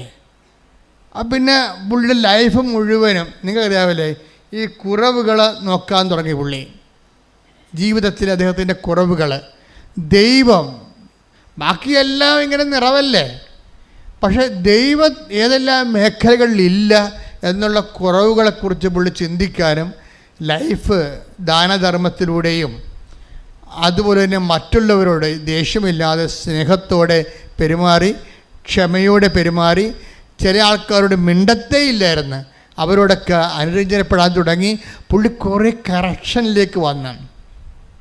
എന്താ സംഭവം? ഇത്രയും നാൾ താൻ നേടിയതൊന്നും അല്ലെന്നൊരു നിമിഷം മനസ്സിലാക്കിയത് നിമിഷം മുതലേ കുറവുകൾ നിങ്ങൾക്കറിയാതെ ദൈവം ഇപ്പം എന്താ 10:12 എടുത്ത് മർക്കോസിൻ്റെ സുവിശേഷം 10:21 ശ്രുതികട്ടെ. ഹല്ലേലൂയ ഹല്ലേലൂയ ഹല്ലേലൂയ യേശുവേ നന്ദി സ്തുതി ഹല്ലേലൂയ ഹല്ലേലൂയ യേശുവേ ആരാധന ആരാധന. മർക്കോസ് 10:21 യേശു സ്നേഹപൂർവ്വം അവനെ കടാക്ഷിച്ചുകൊണ്ട് പറഞ്ഞു, നിനക്ക് ഒരു കുറവുണ്ട്, പോയി നിനക്കുള്ളതെല്ലാം വിറ്റ് ദരിദ്രർക്ക് കൊടുക്കുക, അപ്പോൾ സ്വർഗത്തിൽ നിനക്ക് നിക്ഷേപമുണ്ടാകും, പിന്നെ വന്ന് എന്നെ അനുഗമിക്കുക. ക്രിസ്തുവിലേക്ക് വരുന്നതിന് മുമ്പ് കുറവുകളെ ഇവാലുവേറ്റ് ചെയ്യണ ഒരു പേഴ്സണൽ അസസ്മെൻറ്റ് നടത്തണം നല്ലതാണ്. ഈ കുറവുകളെ അന്വേഷിക്കണത് അദ്ദേഹം സ്വന്തമായിട്ട് ചെയ്തതല്ല, ഈ പാക്കേജിൽ ഉടമ്പടി പാക്കേജിലുള്ളതാണ് പേഴ്സണൽ അസസ്മെൻറ്റ്. അത് 10:20-19 വായിച്ചേ. മർക്കോസ് അയാൾ ഈ ജോജോനെ പോലെ ധനികനായിരുന്നു. ബൈബിൾ അവതരിപ്പിക്കുന്ന ജോജോയെ പോലെ അയാൾ ധനികനാണെന്ന് പറയുന്നില്ല ഇവിടെ, വായിച്ചോളൂ. യേശു വഴിയിലേക്ക് ഇറങ്ങിയപ്പോൾ ഒരുവൻ ഓടി വന്ന് അവൻ്റെ മുമ്പിൽ മുട്ടുകുത്തി ചോദിച്ചു, നല്ലവനായ ഗുരു, നിത്യജീവൻ അവകാശമാക്കാൻ ഞാൻ എന്ത് ചെയ്യണം? Praise the Lord. നിത്യതയ്ക്ക് വേണ്ടി ഞാൻ എന്ത് ചെയ്യണമെന്ന് ചോദിക്കുകയാണ്. ആ ചോദിക്കണത് തന്നെ വലിയൊരു അനുഗ്രഹമാണ്. IELTS പാസ്സാകാൻ ഞാൻ എന്ത് ചെയ്യണമെന്നാണ് കൃപാസന്ധ്യ വന്ന് പെൺപിള്ളേർ ചോദിക്കണത്. അത് കുഴപ്പമില്ല, അതിന് കർത്താവ് നല്ല അസല് മറുപടികൾ അവർക്ക് ജോലി വരെ ആയാണ് ഇവിടുന്ന് പോണത്. അതിൻ്റെ അകത്ത് കുഴപ്പമില്ല, അത് നമുക്ക് ജീവിക്കാൻ വേണ്ടി ഒരു മാർഗം ദൈവം തന്നതാണ്. പക്ഷേ ദൈവത്തോട് എപ്പോഴെങ്കിലും നിത്യജീവൻ പ്രാപിക്കാൻ എന്ത് ചെയ്യണമെന്ന് ചോദിക്കുന്നത് നല്ലതാണെന്നല്ല, നിങ്ങളുടെ ഒരു പരിധി കഴിഞ്ഞാൽ നിങ്ങൾക്ക് ദൈവമായിട്ട് മുന്നോട്ട് പോകാൻ പറ്റത്തില്ല. മനസ്സിലായില്ലേ? എപ്പോഴും ഇങ്ങനെ മുട്ടുവേദന മാറാനും നെഞ്ചിരുക്കം മാറാനും തലവേദന മാറാനും മാത്രം, പെണ്ണ് കെട്ടിക്കാനും മകളെ കെട്ടിക്കാനും നഷ്ടപ്പെട്ടു പോയ മാല കിട്ടാനും മാത്രം ദൈവത്തിൻ്റെ അടുത്ത് വന്നാൽ കുറച്ച് കഴിയുമ്പോൾ ദൈവം നിങ്ങളെ തള്ളിക്കളയും. കാര്യം ഈ പണ്ടാരത്തിന് ഇത് മാത്രമേ അറിയാൻ പാടുള്ളൂ, ദൈവത്തെക്കുറിച്ചൊന്നും അറിയത്തില്ല. ഭൂമിയിലുള്ള പറ്റിപ്പഴപ്പിന് വേണ്ടി മാത്രം ദൈവത്തെ ദുരുപയോഗിക്കുന്ന ഒരു അസത്താണ് നീ എന്ന് പറഞ്ഞുകൊണ്ട് നിന്നെ റിജക്റ്റ് ചെയ്യും ദൈവം. അപ്പോൾ ഇടയ്ക്കൊരു ചോദ്യം ദൈവത്തോട് ചോദിക്കുന്നത് നല്ലതാണ്. എന്താ ചോദിക്കേണ്ടത്? 10:20 എന്താ ചോദിച്ചിരിക്കണത്? മർക്കോസ് 10:20 എന്താ? മർക്കോസ് 10:17 നല്ലവനായ ഗുരു, നിത്യജീവൻ അവകാശമാക്കാൻ ഞാൻ എന്ത് ചെയ്യണം? യേശു അവനോട് ചോദിച്ചു, എന്തുകൊണ്ടാണ് നീ എന്നെ നല്ലവൻ എന്ന് വിളിക്കുന്നത്? അതായത് നിത്യജീവൻ അവകാശമാക്കാൻ നിങ്ങൾ എന്ത് ചോദിച്ചാലും ദൈവത്തോട് ചോദിക്കുമ്പോൾ എപ്പോഴെങ്കിലും നിത്യജീവനെക്കുറിച്ച് നിങ്ങൾ ഗുരുതരമായി ചോദ്യം ഉന്നയിക്കണം. കാര്യം എന്താണ്? ദൈവത്തിൽ നിന്ന് ചോദിക്കുന്നത് തന്നെ ദൈവത്തോട്. ഇപ്പം നിങ്ങൾ പലരും ചോദിക്കുന്ന പല കാര്യങ്ങളും ദൈവത്തോട് തന്നെ ചോദിക്കേണ്ട കാര്യമല്ല. പല കാര്യങ്ങളും നിങ്ങളിപ്പോൾ ചോദിക്കണതെല്ലാം ദൈവത്തോട് തന്നെ ചോദിക്കേണ്ട കാര്യങ്ങളല്ല. പക്ഷെ ഗതികെട്ട് വരുമ്പോഴാണ് നമ്മൾ ദൈവത്തോട് ആ വിഷയം ചോദിക്കേണ്ടി വരണത്. പക്ഷെ ദൈവത്തോട് ചോദിക്കേണ്ട ചോദ്യങ്ങളിൽ ഒന്നാമത്തെ സ്ഥാനം എന്തിനാണ് ഉള്ളത്? നിത്യജീവൻ പ്രാപിക്കാൻ, ഞാൻ നിത്യമായി ജീവിക്കാൻ, എന്ന് വെച്ചാൽ നിൻ്റെ കൂടെ ജീവിക്കാൻ, ഈ ഭൂമി ജീവിക്കാനല്ല. നിത്യജീവൻ എന്ന് പറഞ്ഞാൽ എന്താ ഉദ്ദേശിക്കണത്? ദൈവത്തിൻ്റെ കൂടെ ജീവിക്കാൻ ഞാൻ എന്ത് ചെയ്യണം? നമ്മൾ പലപ്പോഴും ചോദിക്കണത് വീട്, ജോലി, വിവാഹം, കുഞ്ഞുങ്ങളെല്ലാം ഇവിടെ ജീവിക്കാനാണ്, ഭൂമി ജീവിക്കാനാണ്. ഭൂമിയിലാണെങ്കിൽ നമ്മൾ 70 കൊല്ലം മാത്രമേ ജീവിക്കുന്നുള്ളേ. കൊടാനുകൂടി കൊല്ലം പിന്നെ കാലം കിടക്കുന്നത് കാരണം നമ്മൾ ചോദിക്കേണ്ട വേറൊരു റെഫറൻസ് എന്താണ്? ദൈവത്തിൻ്റെ കൂടെ ജീവിക്കാൻ ഞാൻ എന്ത് ചെയ്യണം? അങ്ങനെ ഒരു യുവാവിനൊരു ബോധം ഉണ്ടായി. അയാൾ വന്നു. അപ്പോൾ ദൈവത്തോട് അയാൾ കാര്യങ്ങൾ ചോദിച്ചു. ഈശോ പറഞ്ഞു, അത് നിയമത്തിൽ എന്താണ് എഴുതിയിരിക്കുന്നത്? ഉടമ്പടി പാലിക്കാനാണ് പറയണത്. നിയമത്തിൽ എന്താണ് എഴുതിയിരിക്കുന്നത്? നീ അതുപോലെ ചെയ്യാൻ പറയും. അപ്പോഴയാൾ പറയും, ഞാൻ ചെറുപ്പകാലം മുതൽ ഇതൊക്കെ ചെയ്യണുണ്ടെന്ന് പറയും. അപ്പോൾ ഈശോ അവനോട് പറയും, നിനക്ക് ഒരു കുറവുണ്ട്. നീ ഇതെല്ലാം ചെയ്യുന്ന ആളാണ്, ഉടമ്പടി ജീവിക്കുന്ന ആളാണ്, പക്ഷെ നിനക്കൊരു കുറവുണ്ട്. ഈ ഉടമ്പടിയിൽ എപ്പോഴും പുതുക്കുമ്പോൾ ശ്രദ്ധിക്കേണ്ട കാര്യമാണ്. കാര്യം ഈ 10:20 എന്ന് പറയുന്നത് ഉടമ്പടി ജീവിക്കുന്ന ഒരാളെക്കുറിച്ചാണ് ഭജനം അഡ്രസ്സ് ചെയ്യണത്. നിത്യജീവൻ പ്രാപിക്കാൻ ഞാൻ എന്ത് ചെയ്യണമെന്ന് പറയുമ്പോൾ നിയമത്തിൽ എന്താ എഴുതിയിരിക്കണമെന്ന് ഈശോ ചോദിക്കും. അപ്പോൾ മാതാപിതാക്കന്മാരെ ബഹുമാനിക്കുക തൊട്ട് 10 കൽപ്പന മൊത്തം പറയുമ്പോൾ ഈശോ അവൻ പറയും, ഇതൊക്കെ ഞാൻ ചെയ്യണതാണ്, ഞാൻ ഉടമ്പടിയിലാണ്, ഞാൻ ഉടമ്പടി 1 പുതുക്കി 2 പുതുക്കി 3 പുതുക്കി ജീവിക്കുകയാണെന്ന് പറയും. 3 പുതുക്കി ജീവിക്കണമെന്ന് പറയുമ്പോൾ നിങ്ങൾ പറയും, ഞാൻ 5 പുതുക്കി എനിക്ക് സിൽവർ ഗ്രേയാണ് കയ്യിലുള്ളതെന്ന് പറയും, പേപ്പർ. അപ്പോഴും ഈശോ പറയും, നിനക്കൊരു കുറവുണ്ട്. ഇപ്പം നിനക്ക് നീല ഉടമ്പടിയാണെന്ന് പറഞ്ഞാൽ ഈശോ പറയും, നിനക്കൊരു കുറവുണ്ട്. അല്ലേ? നീ വെള്ള ഉടമ്പടിയാണ് നിൻ്റെ കയ്യിലുണ്ടെന്ന് പറഞ്ഞാൽ ഈശോ പറയും, നിനക്കൊരു കുറവുണ്ട്. ഇനി നിനക്ക് സിൽവർ ഗ്രേയാണ് നിൻ്റെ കയ്യിലുണ്ടെന്ന് പറഞ്ഞാൽ ഈശോ പറയും, നിനക്കൊരു കുറവുണ്ട്. അപ്പോൾ എപ്പോഴും നമ്മൾ ശ്രദ്ധിക്കേണ്ടത്, ഉടമ്പടി പുതുക്കാൻ വേണ്ടി വരുമ്പോൾ ശ്രദ്ധിക്കേണ്ടത്, ഈശോ ഇനി പറയാൻ കുറവ് എന്താണെന്ന് ചിന്തിക്കണം. മനസ്സിലായില്ലേ? ക്ലാസ്സിൽ ഈശോ ഇനി പറയാൻ എന്നെക്കുറിച്ച് പറയാൻ പോണ കുറവ് എന്താണ് എന്ന് നീ ചിന്തിച്ച് സ്വന്തമായിട്ട് ഈശോയുമായിട്ട് ഉടമ്പടിയിലായിക്കഴിഞ്ഞാൽ പിന്നെ നീ സത്യസന്ധമായിട്ട് ഉടമ്പടി ഏറ്റെടുത്ത് നടത്തും. കാര്യം വെച്ചാൽ നിനക്കറിയാമല്ലോ, ദൈവം നിൻ്റെ ഉള്ളിലോട്ട് വന്നാൽ പിന്നെ എല്ലാത്തിനും സമാധാനമാണ്. ഒരു കാര്യം മാത്രമല്ല, ദൈവത്തിന് ഒരു കാര്യമായിട്ട് സെറ്റ് ചെയ്യാൻ പറ്റത്തില്ല. അതെപ്പോഴും എൻ്റെ മക്കൾ മനസ്സിലാക്കണം. ദൈവത്തിന് മനുഷ്യന്മാർക്ക് ഒരു കാര്യമായിട്ട് സെറ്റ് ചെയ്യാൻ പറ്റും. ഇപ്പം നിങ്ങളുടെ വീട്ടിൽ കറണ്ടില്ല, മനസ്സിലായില്ലേ? നിങ്ങളുടെ വീട്ടിൽ നിങ്ങൾ ഉടനെ ഇലക്ട്രിസിറ്റി ഓഫീസിലേക്ക് വിളിച്ച് പറയുകയാണ്, ഞങ്ങളുടെ വീട്ടിൽ കറണ്ടില്ല എന്ന് പറയും. ഉടനെ അവർ പറഞ്ഞത് ഇപ്പം തന്നെ നിങ്ങളുടെ വീട്ടിലോട്ടൊക്കെ 5 മിനിറ്റ് കഴിയുമ്പോൾ കറണ്ട് വരുമെന്ന് പറഞ്ഞു. ഓ കൊള്ളാം. 5 മിനിറ്റ് കഴിഞ്ഞപ്പോൾ കറണ്ട് വന്നപ്പോൾ നമ്മൾ ജനൽ തുറന്നു വെച്ച് അപ്പുറത്ത് നോക്കി എൽസിക്കുട്ടി കറണ്ട് വന്നു. നാശം അവിടെ വീട്ടിലും കറണ്ട് വന്നാന്ന് ചോദിക്കും. തീർന്നില്ല പരിപാടി. മനസ്സിലായല്ലേ? ഇതാണ് പ്രശ്നം. നമ്മളെ വീട്ടിൽ നമ്മളാണല്ലോ വിളിച്ച് പറഞ്ഞത്, അവളെ വിളിച്ച് പറഞ്ഞില്ല. എൽസിക്കുട്ടി വിളിച്ച് പറഞ്ഞിട്ടില്ലേ? നമ്മളാണ് കഷ്ടപ്പെട്ട് നമ്മൾ 3 രൂപ കളഞ്ഞില്ലേ, മൊബൈലിൽ കുത്തി കറണ്ടില്ലെന്ന് വിളിച്ച് പറഞ്ഞില്ലേ ഓഫീസിലായിട്ട്. അപ്പോൾ നമ്മളോടല്ല അവർ പറഞ്ഞത് ഇപ്പം കറണ്ട് വരുമെന്ന്. അപ്പോൾ കറണ്ട് വന്ന് നമ്മുടെ കാശിൽ നമ്മൾ കറണ്ട് വന്ന്. അപ്പോൾ ജനൽ തുറന്ന് അപ്പോൾ നോക്കിയപ്പോൾ എൽസിക്കുട്ടി അവർക്ക് കറണ്ട് വന്നാ. നമ്മുടെ മനസ്സിരിക്കണ അതാണ്. നമ്മൾ വിളിച്ച് നമുക്ക് മാത്രം കറണ്ട് കിട്ടിയാൽ മതി. എൽസിക്കുട്ടി കറണ്ട് വരണത് നമ്മുടെ അക്കൗണ്ടിൽ എംബ്രാൻ്റെ ഭാര്യയുടെ അത്താഴം എംബ്രാൻ്റെ വട്ടത്ത് വേണ്ട.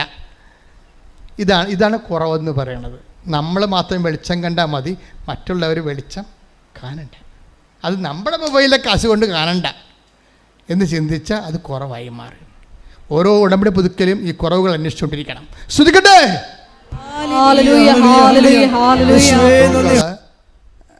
മർക്കോസിൻ്റെ സുവിശേഷം 12:21 വെച്ചുകൊണ്ട് കർത്താവിൻ്റെ തിരുസന്നിധിയിൽ ആത്മശോധന ചെയ്യേണ്ടതാണ്. എന്താണ് എൻ്റെ കുറവെന്ന്. ഇപ്പോൾ ജോജോ പറയുന്ന കുറവുകൾ എന്തെല്ലാമാ? ജോജോ സംസാരിക്കാതിരുന്ന വ്യക്തികളുണ്ട്. അപ്പം അവരോട് അദ്ദേഹം സംസാരിക്കാൻ തുടങ്ങി. മുമ്പത്തേനേക്കാൾ നന്നായിട്ട് കുർബാന അർത്ഥവത്തായിട്ട് സ്വീകരിക്കാൻ തുടങ്ങി. എല്ലാവരോടും സൗമ്യമായി പെരുമാറാൻ തുടങ്ങി. താൻ ഇത്രയും നാൾ സമ്പാദിച്ചെങ്കിലും ഇതൊന്നുമില്ലാതെ അദ്ദേഹം ഒരു ദിവസം തിരിച്ച് നാട്ടിൽ വന്നു. നാട്ടിൽ വന്നപ്പോഴും അദ്ദേഹം സുഖപ്പെട്ടു എന്നുള്ള ധാരണ അദ്ദേഹത്തിനില്ല. കാര്യം അദ്ദേഹത്തിൻ്റെ ആ സിസ്റ്റം വളരുന്നില്ല എന്ന് മാത്രമേ ഉള്ളൂ. അപ്പോൾ ഡോക്ടർ ഓക്കെ എന്ന് പറഞ്ഞ് നിൽക്കുന്നു.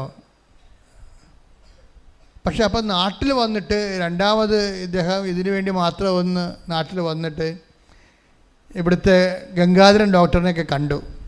ഏത് ആശുപത്രിയാണെന്ന് എനിക്കറിയാൻ പാടില്ല. അദ്ദേഹത്തിൻ്റെ സാക്ഷ്യത്തിൽ ആ പേരൊക്കെ കിടപ്പുണ്ട്. അപ്പോൾ ഗംഗാധരൻ ഡോക്ടർ കേരളത്തിൽ ഒരു പക്ഷേ നല്ല ഈ വിഷയത്തിൽ എക്സ്പെർട്ടായിരിക്കും.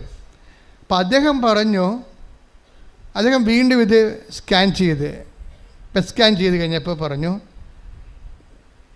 എത്രയും വേഗം 25 കീമോ എടുക്കണമെന്ന് പറഞ്ഞു. 25 കീമോ. ഈ മനുഷ്യൻ തകർന്നു പോയി. ഇംഗ്ലീഷിൽ ഡോക്ടർമാർ പറഞ്ഞില്ല ഇത്.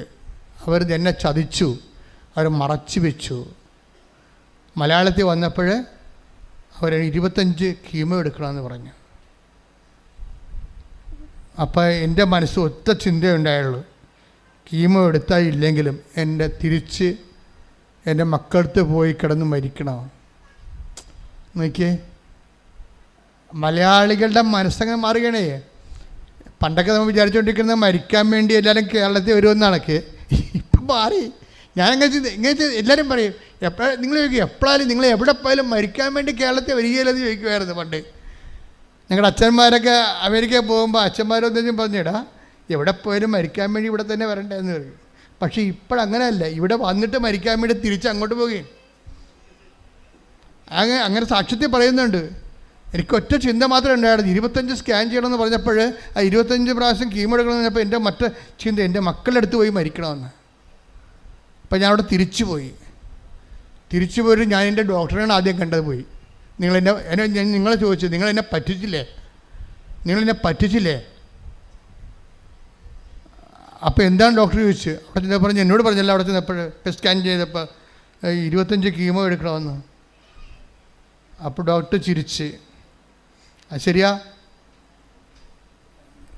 നിങ്ങളെ ഞാൻ 3-4 പ്രാവശ്യമായിട്ട് ടെസ്റ്റ് ചെയ്തിട്ട് ഇത്രയും കാലത്തിനുള്ളിലാണ് ഈ സിസ്റ്റിൻ്റെ വലിപ്പം ഞാൻ നോക്കിയിട്ടാണ് കീമോ വേണ്ടെന്ന് പറഞ്ഞത്. It is arrested. നിങ്ങളുടെ നാട്ടിലെ ഡോക്ടർ ചെന്നപ്പോൾ തന്നെ ഇത്രയും വലിയ സിസ്റ്റ് കണ്ടപ്പോൾ ഓട്ടോമാറ്റിക്കായിട്ട് അങ്ങനെ 25 കീമോ ഒക്കെ എഴുതി. ദാറ്റ് മീൻസ് നിങ്ങൾ മനസ്സിലാക്കേണ്ടത് എന്താണ്? അപ്പം ഈ മനുഷ്യന് ബോധം വന്ന് 25 കീമോ ആവശ്യമുള്ള എൻ്റെ ക്യാൻസറിനാണ് മാതാവ് അറസ്റ്റ് ചെയ്തിരിക്കണമെന്ന്. ശ്രദ്ധിക്കട്ടെ. ഹല്ലേലൂയ.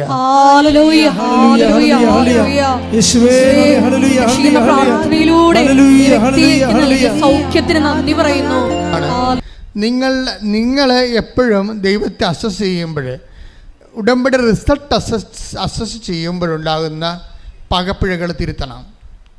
ഉടമ്പടിയുടെ റിസൾട്ടുകൾ, ഇപ്പം നിങ്ങളുടെ കടം, രോഗം, ജോലി, വിവാഹം, മക്കൾ, ഇപ്പം നിങ്ങൾ ഒരു റിസൾട്ട് നിങ്ങളുടെ മനസ്സ് കണ്ടിട്ട് അത് ദൈവത്തിന് കൊടുത്തിരിക്കണം, ഇതുപോലെ സെറ്റ് ചെയ്യണമെന്ന് പറഞ്ഞിട്ട് അതുപോലെ സെറ്റ് ചെയ്തില്ലെങ്കിൽ നിങ്ങളിപ്പോഴും മോന്തം കയറ്റി നടക്കുകയാണ്.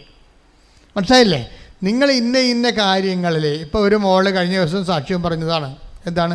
മാതാവേ, എന്നെ UK കൊണ്ടുപോകണത് ജനുവരി മാസത്തിൽ കൊണ്ടുപോകണം, ജനുവരി ഇൻടേക്കിന് എന്നെ കൊണ്ടുപോകണം എന്ന് പറഞ്ഞാൽ കണ്ണീരിട്ട് ഇവിടെ ഉടമ്പടി ചെയ്തിരിക്കുകയാണ്. ഉടമ്പടി ചെയ്ത് കഴിഞ്ഞിട്ട് ആരാണ്ട് പറഞ്ഞു, എടി ജനുവരി ഇൻടേക്കിന് വേണ്ടി നീ അങ്ങോട്ട് വരാൻ പോകണ, ജനുവരിയിൽ അവിടെ ഭയങ്കര തണുപ്പാടി, നിനക്ക് നടുവേദന ഉള്ളതല്ലേ, നടുവേദനക്കാരും മുട്ടുവേദനക്കാരും ഒക്കെ ഈ തണുപ്പത്തൊന്നും ഇറങ്ങിക്കഴിഞ്ഞപ്പോൾ അനങ്ങത്തില്ല. ഓ ദൈവമേ സോറി, എന്നാൽ പിൻവലിച്ച് പോരെ. ഇതാണ് മനുഷ്യൻ്റെ പ്രാർത്ഥനയുടെ പ്രശ്നം. ഇതാണ്, അതായത് നമ്മൾ മാതാവിൻ്റെ കാലഘട്ടം ജനുവരി ഇൻടേക്കിന് കൊണ്ടുപോകണം, ജനുവരി ഇൻടേക്കിന് കൊണ്ടുപോകണമെന്ന് പറയും. മാതാവ് ഒരു സൈൻ ചെയ്ത് കഴിഞ്ഞാൽ നിന്നെ നടുവ് പോയത് തന്നെ. അപ്പോൾ പല കാര്യങ്ങളും ദൈവം അപ്പം തന്നെ എടുക്കത്തില്ല. നീ ചോദിക്കണത് ആനമണ്ടത്തരമായിരിക്കും, നീ ഉടമ്പടി വെച്ചിരിക്കുന്ന പല കാര്യങ്ങളും ആനമണ്ടത്തരമായിരിക്കും. എന്നുവെച്ചാൽ അതെങ്ങാനും ദൈവം എടുത്താൽ നിനക്ക് തന്നെ അത് പണിയായിട്ട് വരും, പണി പാർസൽ വരും. മനസ്സിലായില്ലേ? അപ്പോൾ എന്തെങ്കിലും നിൻ്റെ വിഷയം അതുപോലെ നടന്നില്ലെങ്കിൽ നീ മോന്തം കയറ്റി ദൈവത്തിനെ പ്രകോപിപ്പിക്കരുത്. പറഞ്ഞാൽ മനസ്സിലായില്ലേ? എന്നിട്ട് ദൈവത്തിൻ്റെ ഇഷ്ടമുള്ള സമയത്ത് ഇഷ്ടമുള്ള പോലെ സെറ്റ് ചെയ്യാൻ വേണ്ടി ദൈവത്തിന് സമർപ്പിക്കണം. ശ്രദ്ധിക്കട്ടെ, ഹല്ലേലൂയ. എപ്പോഴും എൻ്റെ മക്കളെ ശ്രദ്ധിക്കേണ്ടത്, ഒരു വിഷയം ടോട്ടലായിട്ട് ദൈവത്തിന് മാറ്റാൻ പറ്റും, അതേസമയം തന്നെ അതിൻ്റെ ആവിയും പുകയും നിന്നെ ഏൽപ്പിക്കാതെ അറസ്റ്റ് ചെയ്യാനും പറ്റും. ഇത് രണ്ടും ഒരേപോലെ. നിൻ്റെ ജീവിതത്തിൽ ഏറ്റവും നല്ലത് എന്താണെന്ന് നോക്കിയിട്ട് അതാണ് നിൻ്റെ കുടുംബത്തിൻ്റെ ഹിസ്റ്ററി അനുസരിച്ച് ദൈവം സെറ്റ് ചെയ്യണം. ഒരു കാര്യം എപ്പോഴും അത് പെർഫെക്റ്റായിട്ടായിരിക്കും ചെയ്യണത്, പെർഫെക്റ്റായിട്ടാണ് ചെയ്യണമെന്ന് വിചാരിക്കും. ഓരോ വിഷയം, അതായത് ഞാൻ എന്താ പറയണത്, ഒരു കാരണവശാലും ദൈവത്തെ നിങ്ങളെ ഒരിക്കൽ പോലും ദൈവമേ നീ എന്നോട് അങ്ങനെ ചെയ്തില്ലേ, ഞാൻ ഇന്ന് എവിടെ ഇരിക്കേണ്ടതായിരുന്നു, അതപ്പം ചെയ്തു തന്നാൽ മതിയായിരുന്നല്ല എന്ന് ഒരിക്കലും കിട്ടാത്ത കാര്യത്തിന് ദൈവത്തെ പ്രതിയാക്കിക്കൊണ്ട് പ്രാർത്ഥനയെ മാന്യം കാണിച്ചുകൊണ്ട് നിങ്ങൾ ആന്തരിക മത്സരങ്ങൾ നടത്തരുത്. അത് ഉടമ്പടിയെ ബാധിക്കും. ശ്രദ്ധിക്കട്ടെ, ഹല്ലേലൂയ.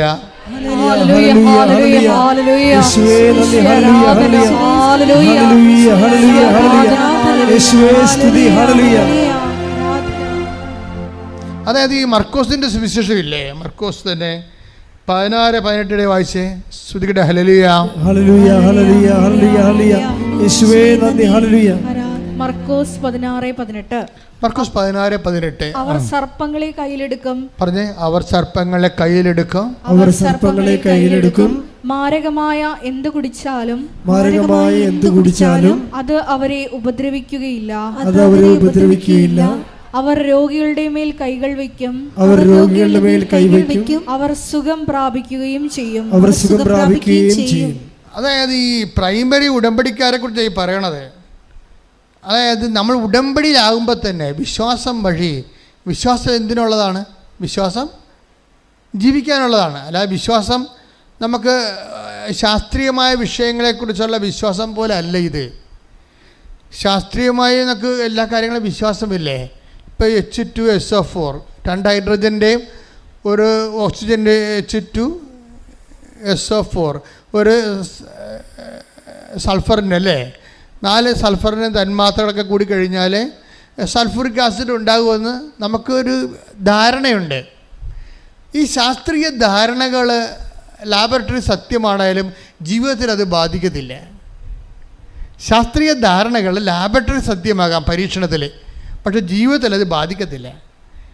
പക്ഷെ വിശ്വാസം അങ്ങനെയല്ല. നിനക്കൊരു വിശ്വാസമുണ്ടെങ്കിൽ അത് ജീവിതത്തിൽ കാണിക്കണം. അത് മനസ്സിലായില്ലേ? വിശ്വാസം എന്തിനുള്ളതാണ്? വിശ്വസിക്കാനുള്ളതല്ല, വിശ്വാസം ജീവിക്കാനുള്ളത്. എന്ന് പറഞ്ഞാൽ വിശ്വാസം എന്തിനുള്ളതാണ്? വിശ്വാസം വിശ്വസിക്കാനുള്ളതല്ല. പല കാര്യങ്ങളും നമുക്ക് വിശ്വസിക്കാനുണ്ട്. ഇപ്പം അമേരിക്കയുടെ തലസ്ഥാനം വാഷിങ്ടണാണ്, വിശ്വസിച്ചാൽ മതി, നമുക്ക് അവിടെ പോകേണ്ട ആവശ്യമില്ല, ഇല്ലേ? വിശ്വസിച്ചാൽ പോരെ. പക്ഷേ ദൈവം ഏകനാണെന്ന് പറഞ്ഞാൽ യേശുക്രിസ്തുവിൻ്റെ പാപത്തിന് പരിഹാരമായി മരിച്ചു എന്ന് ഞാൻ വിശ്വസിച്ചാൽ ഞാൻ ജീവിക്കാൻ ബാധ്യസ്ഥയാണ്. പ്രാർത്ഥിക്കുക, കർത്താവേ ദൈവമേ, കേവല വിശ്വാസത്തിൽ നിന്ന് സത്യസന്ധമായ വിശ്വാസ ജീവിതത്തിലേക്ക് എന്നെ അഭിഷേകം ചെയ്യണമേ.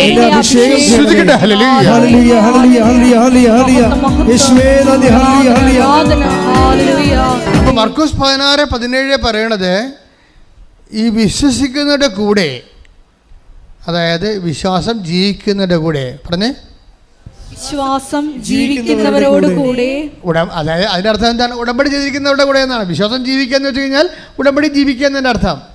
പറഞ്ഞ വിശ്വസിക്കുന്നവരുടെ കൂടെ, വിശ്വാസം ജീവിക്കുന്നവരുടെ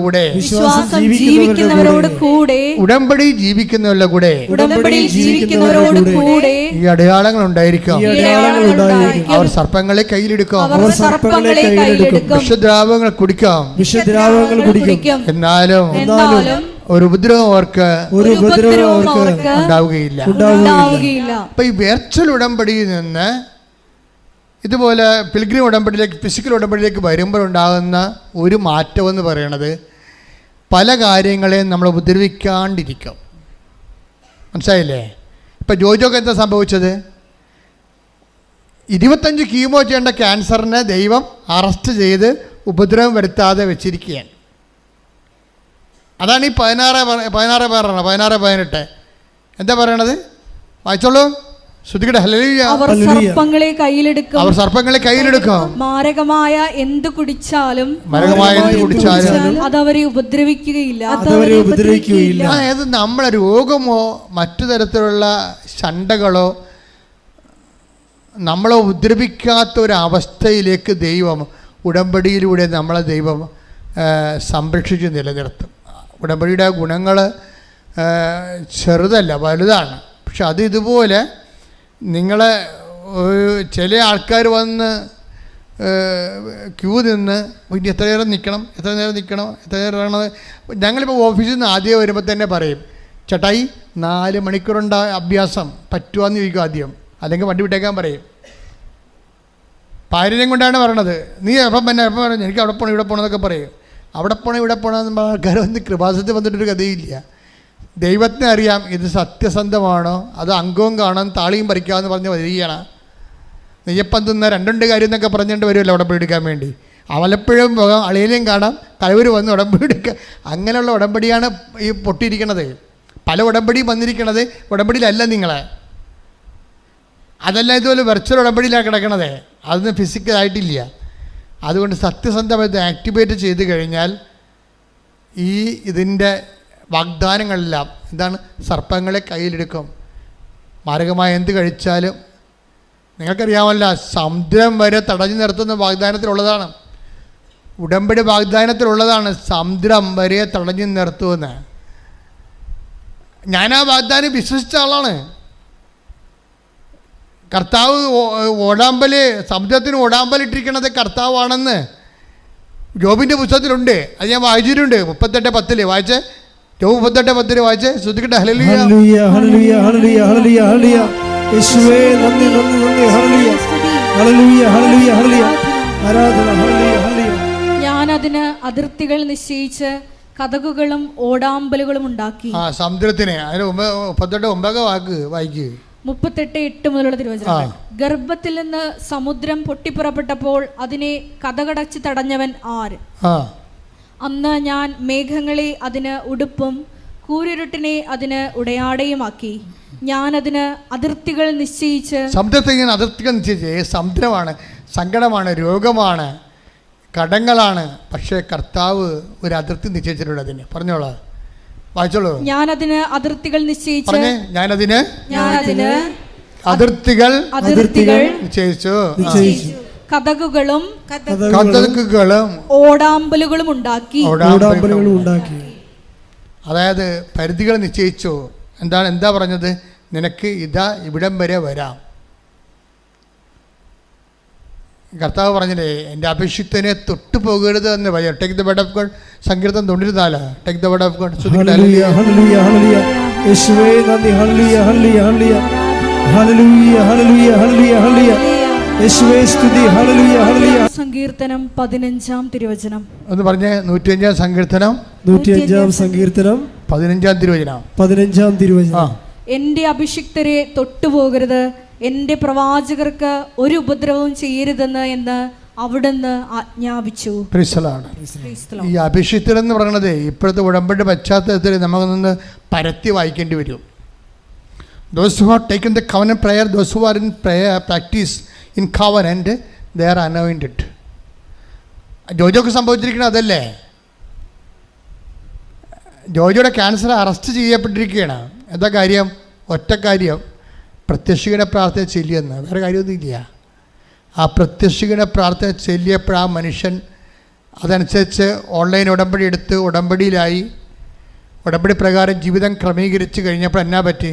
ദൈവം തൊട്ട്, അതായത് ക്യാൻസറിനോടും പറഞ്ഞിരിക്കുകയാണ്, എൻ്റെ അഭിഷിക്തനെ തൊട്ടുപോകരുത്. അപ്പോഴ് നിനക്കെതിരെ വരുന്ന എല്ലാ തിന്മകൾക്കും ദൈവം അതിർവരമ്പ് നിശ്ചയിച്ചിരിക്കുക. അത്രയും വലിയ സാധ്യതകളാണ് ഉടമ്പടിയിലുള്ളത്. സ്തുതിക്കട്ടെ. ഹല്ലേലൂയ.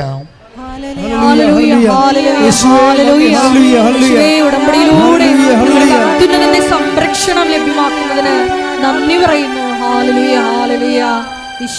പരിശുദ്ധ പരമദിവ്യകാരുണ്യത്തിന് ആരാധനയും സ്തുതിയും പുകഴ്ചയും ഉണ്ടായിരിക്കട്ടെ. അതിനുശേഷം ഈശോ എന്നാ ചെയ്തെന്ന് വെച്ച് കഴിഞ്ഞാൽ ഈ മനുഷ്യൻ്റെ മൂത്ര തടസ്സങ്ങൾ മാറി. അങ്ങനെയാണ് ഈ മനുഷ്യൻ മനസ്സിലാക്കണം അങ്ങനെ സുഖപ്പെട്ടെന്ന്. തുടങ്ങണത് എങ്ങനെയാണ്? മൂത്രത്തിൻ്റെ അളവ് കുറഞ്ഞതുപോലെയല്ലേ. ഇപ്പോൾ രോഗം ശമിച്ചു കഴിഞ്ഞപ്പോൾ എൻ്റെ പേരും പഴയതുപോലെയുള്ള അത്രയും മൂത്രം പുറത്ത് വരാൻ തുടങ്ങി. ഇപ്പോൾ ഡോക്ടർ പറഞ്ഞു യു ആർ ഹീൽഡ് എന്ന് പറഞ്ഞു. അതെന്താ വിഷയം എന്ന് പറഞ്ഞു കഴിഞ്ഞാൽ ഒരു സത്യസന്ധ ഈ മനുഷ്യൻ പ്രത്യക്ഷീകരണ പ്രാർത്ഥന മാത്രമേ ചെയ്തിട്ടുള്ളൂ ആത്മാർത്ഥമായിട്ട്. അത് ആത്മാർത്ഥമായിട്ട് ചെയ്തിട്ടുണ്ട്. പിന്നെ ഉടമ്പടി അനുസരിച്ചുകൊണ്ട് ജീവിതം പുനഃക്രമീകരിച്ചു, കുറവുകളെ പരിഹരിച്ചു, ദൈവമായിട്ട് നിരപ്പായി കഴിഞ്ഞപ്പോൾ എന്താ പറ്റി? ദൈവം ഈ വാഗ്ദാനങ്ങളെല്ലാം അവന് കൊടുത്തതെല്ലാം പാലിക്കുകയാണ്. വാഗ്ദാനം പാലിക്കണത് ദൈവം ആക്ടിവേറ്റ് ചെയ്തിരിക്കണതാണ്. ദൈവം ആക്ടിവേറ്റ് ചെയ്തു. അപ്പോൾ ആക്ടിവേറ്റ് ചെയ്ത് ഇപ്പോഴെന്നാ പറ്റിയിരിക്കണത്? അതായത് നിത്യതയ്ക്ക് വേണ്ടി കൃപയിൽ ഈ മനുഷ്യനെ വളർത്താൻ വേണ്ടി ദൈവം പെട്ടെന്ന് ചെയ്ത ഒരു പരിപാലന പ്രക്രിയയായിട്ട് മാറി ഇങ്ങർക്ക് വന്നു പോയ രോഗങ്ങളെല്ലാം. അപ്പോൾ എല്ലാ രോഗങ്ങളും നമുക്ക് എന്തെങ്കിലും കുഴപ്പമാണെന്നല്ല പറയണത്. ദൈവത്തോട് നമ്മളെ അടുക്കാനും നിത്യതയ്ക്ക് വേണ്ടിയുള്ള ഓഹരി സ്വരുക്കൂട്ടാൻ വേണ്ടിയുള്ള ദൈവത്തിൻ്റെ സ്നേഹത്തിൻ്റെ പരിപാലനയായിട്ടാണ് ചിലപ്പോൾ സങ്കടങ്ങൾ നമ്മുടെ ജീവിതത്തിൽ വരണത്. ശ്രുതിക്കട്ടെ. ഹല്ലേലൂയ.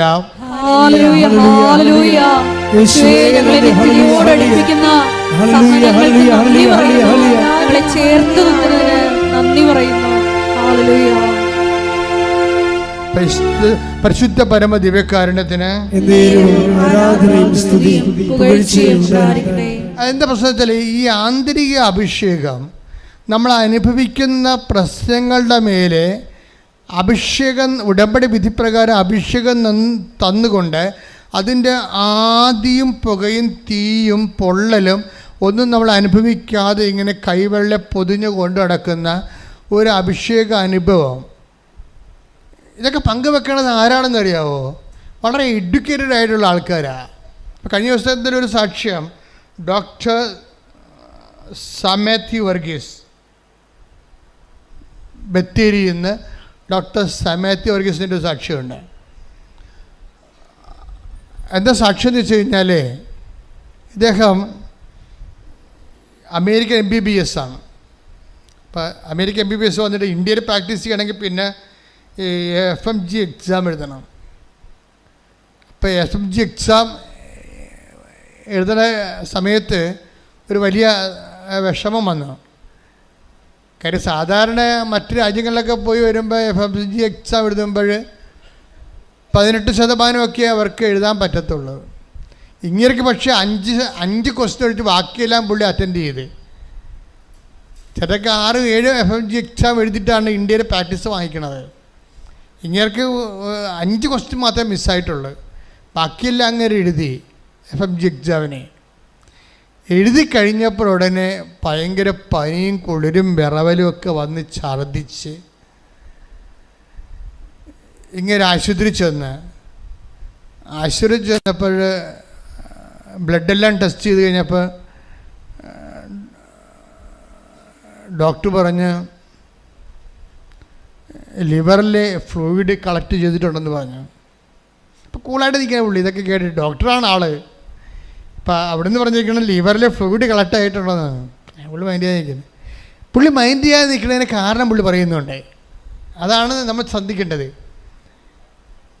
കാരണം എന്ന് പറഞ്ഞത്, ഞാൻ FMG എക്സാം എഴുതുന്നതിന് മുമ്പ് ഇവിടെ വന്ന് ഉടമ്പടി എടുത്ത് കഴിഞ്ഞിട്ട് എനിക്ക് ഏറ്റവും വലിയ പ്രോബ്ലം എക്സാമായിരുന്നു. ഏത്? SMG എക്സാമാണ്. അതിൻ്റെ 5 ക്വസ്റ്റ്യൻ എനിക്ക് പോയുള്ളൂ. 5 ക്വസ്റ്റ്യൻ പോയിട്ട് എനിക്കൊന്നും ഫീൽ ചെയ്തില്ല. അതായത് ഇതിൻ്റെ ഒരു ടെൻഷൻ ഇല്ലാത്ത രീതിയിൽ ഇതുപോലെ എൻ്റെ ഫ്ലൂയിഡാണ് അതുപോലെ തന്നെ എൻ്റെ കരളിൽ ഫ്ലൂയിഡ് കളക്ട് ചെയ്തിരിക്കുന്നു എന്ന് പറഞ്ഞിട്ടും എനിക്കത് ഫീൽ ചെയ്തില്ല. പിന്നെ ഡോക്ടർ ഇങ്ങനെയുടെ എന്താണ് ഡീറ്റെയിൽഡ് കാർഡിയോ മയോപ്പതി എന്നും പറഞ്ഞു എന്തൊക്കെ ചികിത്സ, എനിക്ക് അതിനെക്കുറിച്ചൊന്നും അദ്ദേഹം ഞാൻ പറയണതേ ഉള്ളൂ. എനിക്ക് എൻ്റെ ഡീറ്റെയിൽഡ് അറിയാൻ പാടില്ല. അപ്പം അത് പറയുന്ന ഡോക്ടർ തന്നെ ഈ മനുഷ്യൻ്റെ അബോധാവസ്ഥയിൽ ഡോക്ടർ പറയുന്നുണ്ട്, ഹാർട്ട് പോയിരിക്കുകയാണ്, ഇത് മൊത്തം മാറ്റിവെക്കേണ്ടി വരുമെന്ന് പറഞ്ഞു. അപ്പോൾ ഈ മനുഷ്യൻ ഇങ്ങനെ ഇയാളാക്കി ഈ ഒരു ഭാവവ്യത്യാസമില്ലാതെ പേഷ്യൻ്റ് ഡോക്ടറാണെന്ന് ആ കാർഡിയോളജിസ്റ്റിന് അറിയാം. അറിഞ്ഞുകൊണ്ട് തന്നെയാണ് പറയണത്. എന്താ പറയണത്? ലിവർ മാത്രമല്ല ഹാർട്ടും പോയിരിക്കുകയാണ്, ഇത് മാറ്റിവെക്കേണ്ടി വരുമെന്ന്. അപ്പോൾ ഇങ്ങനെ കൂളായിട്ട് ഡോക്ടറെ നോക്കുകയാണ്. അപ്പം ഡോക്ടർ തിരിച്ചു ചോദിക്കും, നിങ്ങളൊരു ഡോക്ടറല്ലേ, ഞാൻ പറഞ്ഞത് നിങ്ങളുടെ ഹാർട്ട് മാറ്റി വെക്കണമെന്ന് പറഞ്ഞിട്ട് നിങ്ങൾക്ക് എന്താ ഒരു ഭാവവ്യത്യാസം ഇല്ലാത്തതെന്ന്. അപ്പോഴേ ഈ മനുഷ്യൻ്റെ പറയണത് ഉടമ്പടി എടുത്തതിന് ശേഷം ഇങ്ങനെയാണെന്ന്. ആന്തരിക അഭിഷേകം. ഒരു മനുഷ്യൻ്റെ ഹാർട്ട് മാറ്റി വെക്കണമെന്ന് പറഞ്ഞിട്ട് ഒരു ഡോക്ടറിനെ കേൾപ്പിച്ച് പറഞ്ഞിട്ട് ഒരു ഭാവവ്യത്യാസമില്ല. എന്നുവെച്ചാൽ എന്താ കാര്യം? മാതാവിൻ്റെ മനസ്സിൽ നിറഞ്ഞിരിക്കുക. അമ്മ ഇത് എവിടെയെങ്കിലും കൊണ്ടുപോയി കൃത്യമായിട്ട് എത്തിക്കുമെന്നല്ല, ആന്തരിക ബോധ്യം കിട്ടിയിരിക്കുന്ന ആത്മധൈര്യമാണ്. ശ്രദ്ധിക്കട്ടെ. ഹല്ലേലൂയ, ഹല്ലേലൂയ, ഹല്ലേലൂയ, ഹല്ലേലൂയ. യേശുവേ, കൊടിയ സഹനങ്ങളിൽ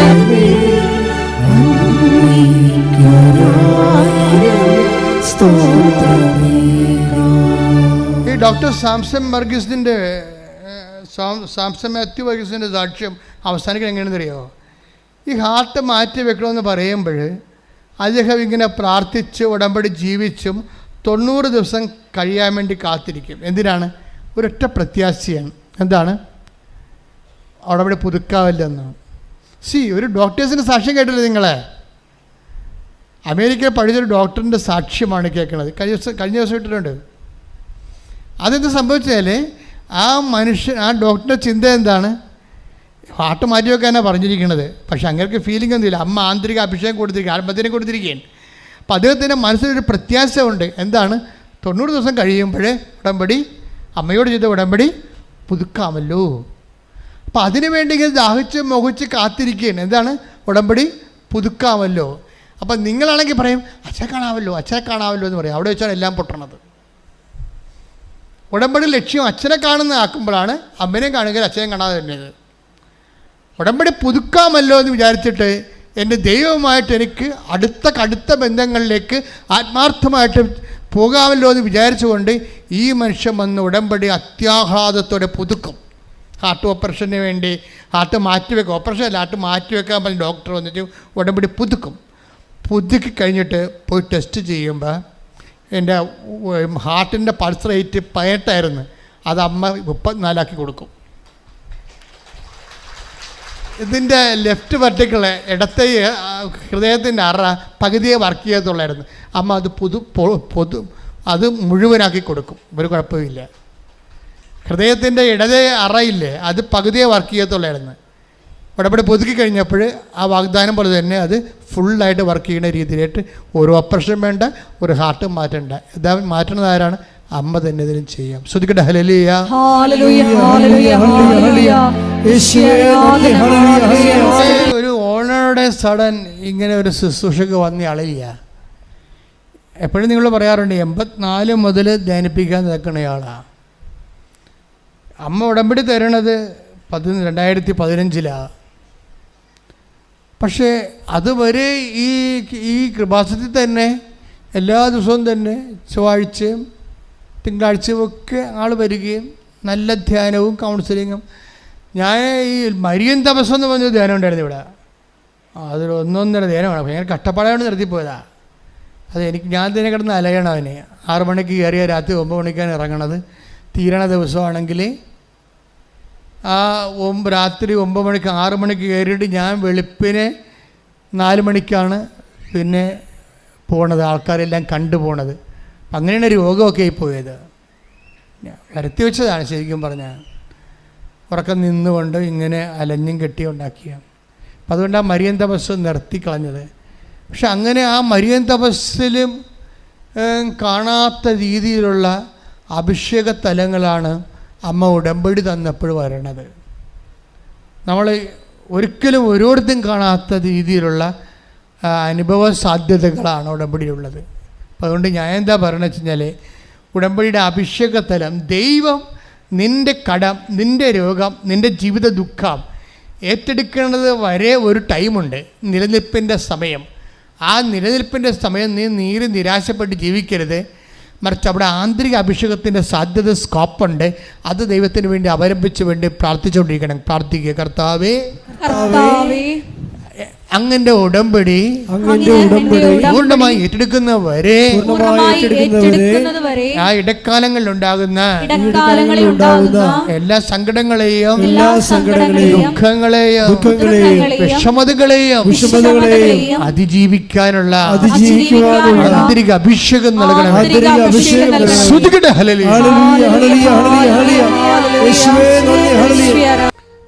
നമ്മൾ പഴയ സാക്ഷികൾ നോക്കിയാൽ മനസ്സിലാകും, ഒരേ അഭിഷേകമാണ് ദൈവം നൽകണത്.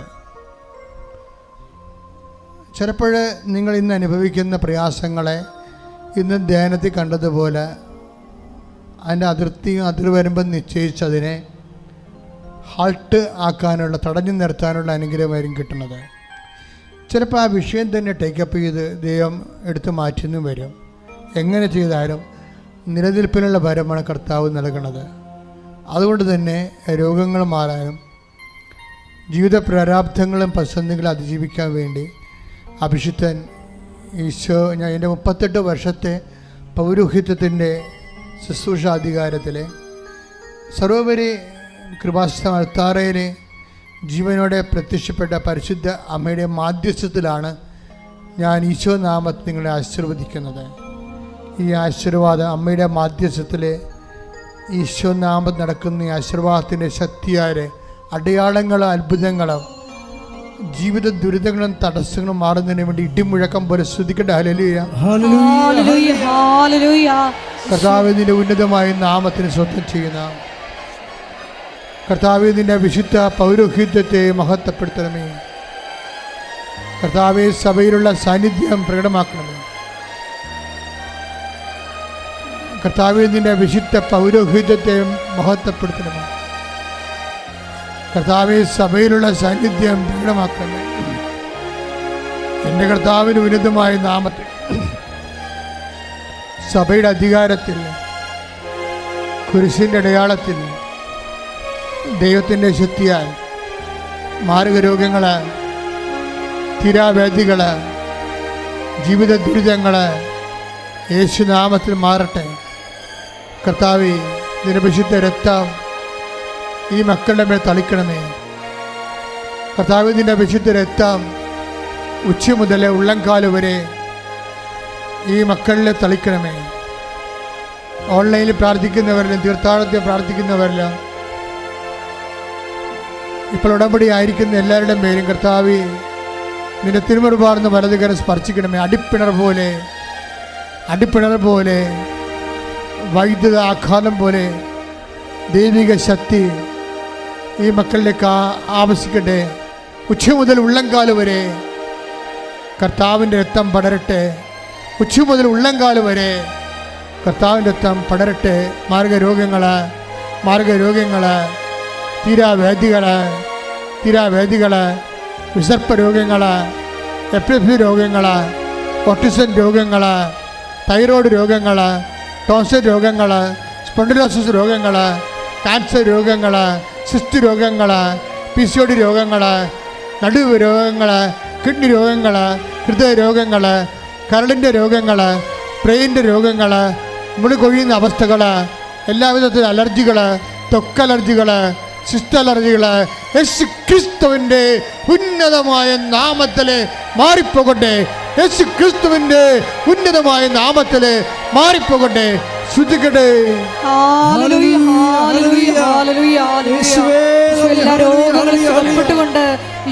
ആരാധനയിലൂടെ നമ്മളെ വിശക്കാൻ ആഗ്രഹിക്കാത്ത ഒരു മനസ്സാണ് ദൈവത്തിൻ്റെത്. അതാണ് ഈശോ പറയുന്നത്, ഞാൻ വെറും കൈയോടെ അവരെ പറഞ്ഞയച്ചാൽ അവരെ വഴിയിൽ തളർന്നു വീഴത്തില്ലേ എന്ന് ചോദിക്കണം. കുറച്ച് പേർക്ക് വീഞ്ഞ് കിട്ടി, കുറച്ച് പേർക്ക് കല്യാണത്തിന് വന്നവർക്ക് വീഞ്ഞ് കിട്ടിയില്ല. അങ്ങനെ സിറ്റുവേഷൻസ് കർത്താവ് ഉദ്ദേശിക്കുന്നില്ല. എല്ലാവർക്കും എല്ലാം കിട്ടണമെന്നുള്ള ആഗ്രഹത്തിലാണ് ഭൗതിക സാഹചര്യങ്ങളെ ഈശോ കാനായിലെ കല്യാണത്തിൽ വെള്ളം വീഞ്ഞാക്കുന്നതിലൂടെ ദൈവത്തിൻ്റെ ഒരു മനസ്സ് വെളിപ്പെടുത്തുന്നത്. എനിക്ക് ദൈവത്തിൻ്റെ ഈ മനസ്സിനെക്കുറിച്ച് പണ്ട് മുതലേ ഉൾക്കാഴ്ച ഉണ്ടായിരുന്നു. ദൈവത്തിൻ്റെ മനസ്സെന്താണ്? ദൈവത്തിൻ്റെ മനസ്സ് പാവപ്പെട്ടവൻ്റെ കൂടെയാണ്. പാവപ്പെട്ടവനെന്ന് വെച്ച് കഴിഞ്ഞാൽ പൈസ ഇല്ലാത്തവനെന്നല്ല എൻ്റെ അർത്ഥം, അത് മാത്രമില്ല. ഏതെല്ലാം തരത്തിൽ നിനക്ക് ഇല്ലായ്മ ഉണ്ടോ അവൻ്റെ കൂടെയാണ് കർത്താവ് നിൽക്കുന്നത്. എല്ലാം പരിഹരിക്കാൻ നിന്നെ ദൈവത്തിന് കഴിയും. ദൈവത്തിന് എല്ലാത്തിനും മറുപടിയുണ്ട്. നീ ചെയ്യേണ്ട നിൻ്റെ ഈ ജീവിത സാഹചര്യത്തിൽ നീ പ്രാർത്ഥിക്കേണ്ടത്, ദൈവം വരണേ നിൻ്റെ ഹൃദയത്തിലെന്ന്. ഈ ഒരു കുറവ് നോക്കിക്കൊണ്ട് ഇത് നികർത്താൻ വേണ്ടി എൻ്റെ രക്ഷകനായ എൻ്റെ ദൈവമേ, നീ എൻ്റെ ജീവിതത്തിലേക്ക് വരണമേ പറഞ്ഞ്, കർത്താവേ എൻ്റെ കുടുംബത്തിലെ, എൻ്റെ ജീവിതത്തിലെ വിദ്യാഭ്യാസപരമാകാം, അതിർത്തി തർക്കമാകാം, വീടില്ലാത്ത അവസ്ഥയാകാം, വഴിയും വസ്തുവില്ലാത്ത അവസ്ഥയാകാം, ജോലിയില്ലാത്ത അവസ്ഥയാകാം, സാമ്പത്തിക തകർച്ചയാകാം. കർത്താവേ, ഈ കുറവ് നിവർത്തിക്കൊണ്ട് നീ തന്നെ എൻ്റെ നാമത്തിൽ, നിന്റെ നാമത്തിലെ എൻ്റെ ജീവിതത്തിലെ അഭിഷേകമായി അടയാളം കാണിക്കണമേ.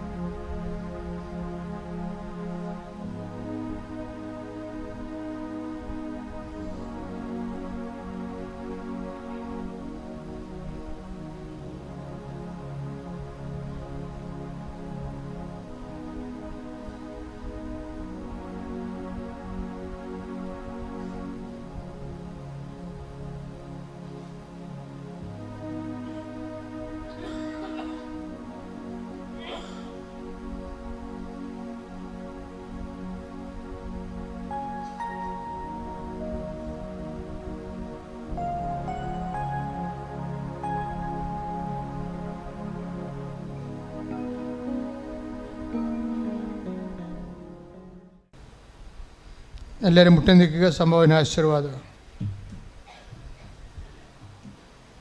ഒരിക്കൽ കൂടി മരിയൻ ഉടമ്പടിയിൽ സമർപ്പിച്ചിരിക്കുന്ന എല്ലാ വിഷയങ്ങളും ദൈവമാതാവിൻ്റെ മധ്യസ്ഥയിൽ ദിവ്യകാരുണ്യ സന്നിധിയിൽ നമുക്കൊരു നിമിഷം സമർപ്പിച്ച് പ്രാർത്ഥിക്കാം.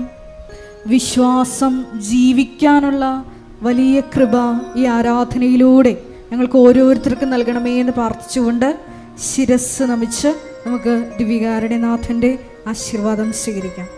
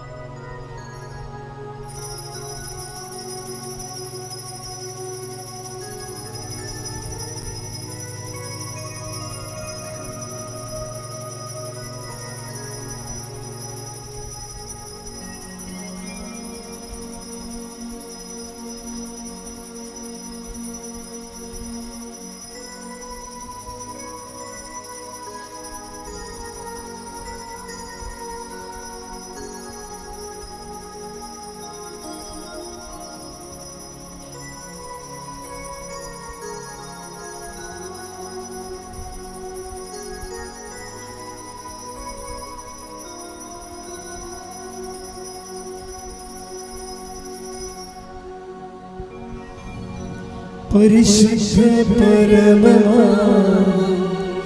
ദിവ്യകാരുണ്യമേ, എന്നും അങ്ങേയ്ക്കാരാധന.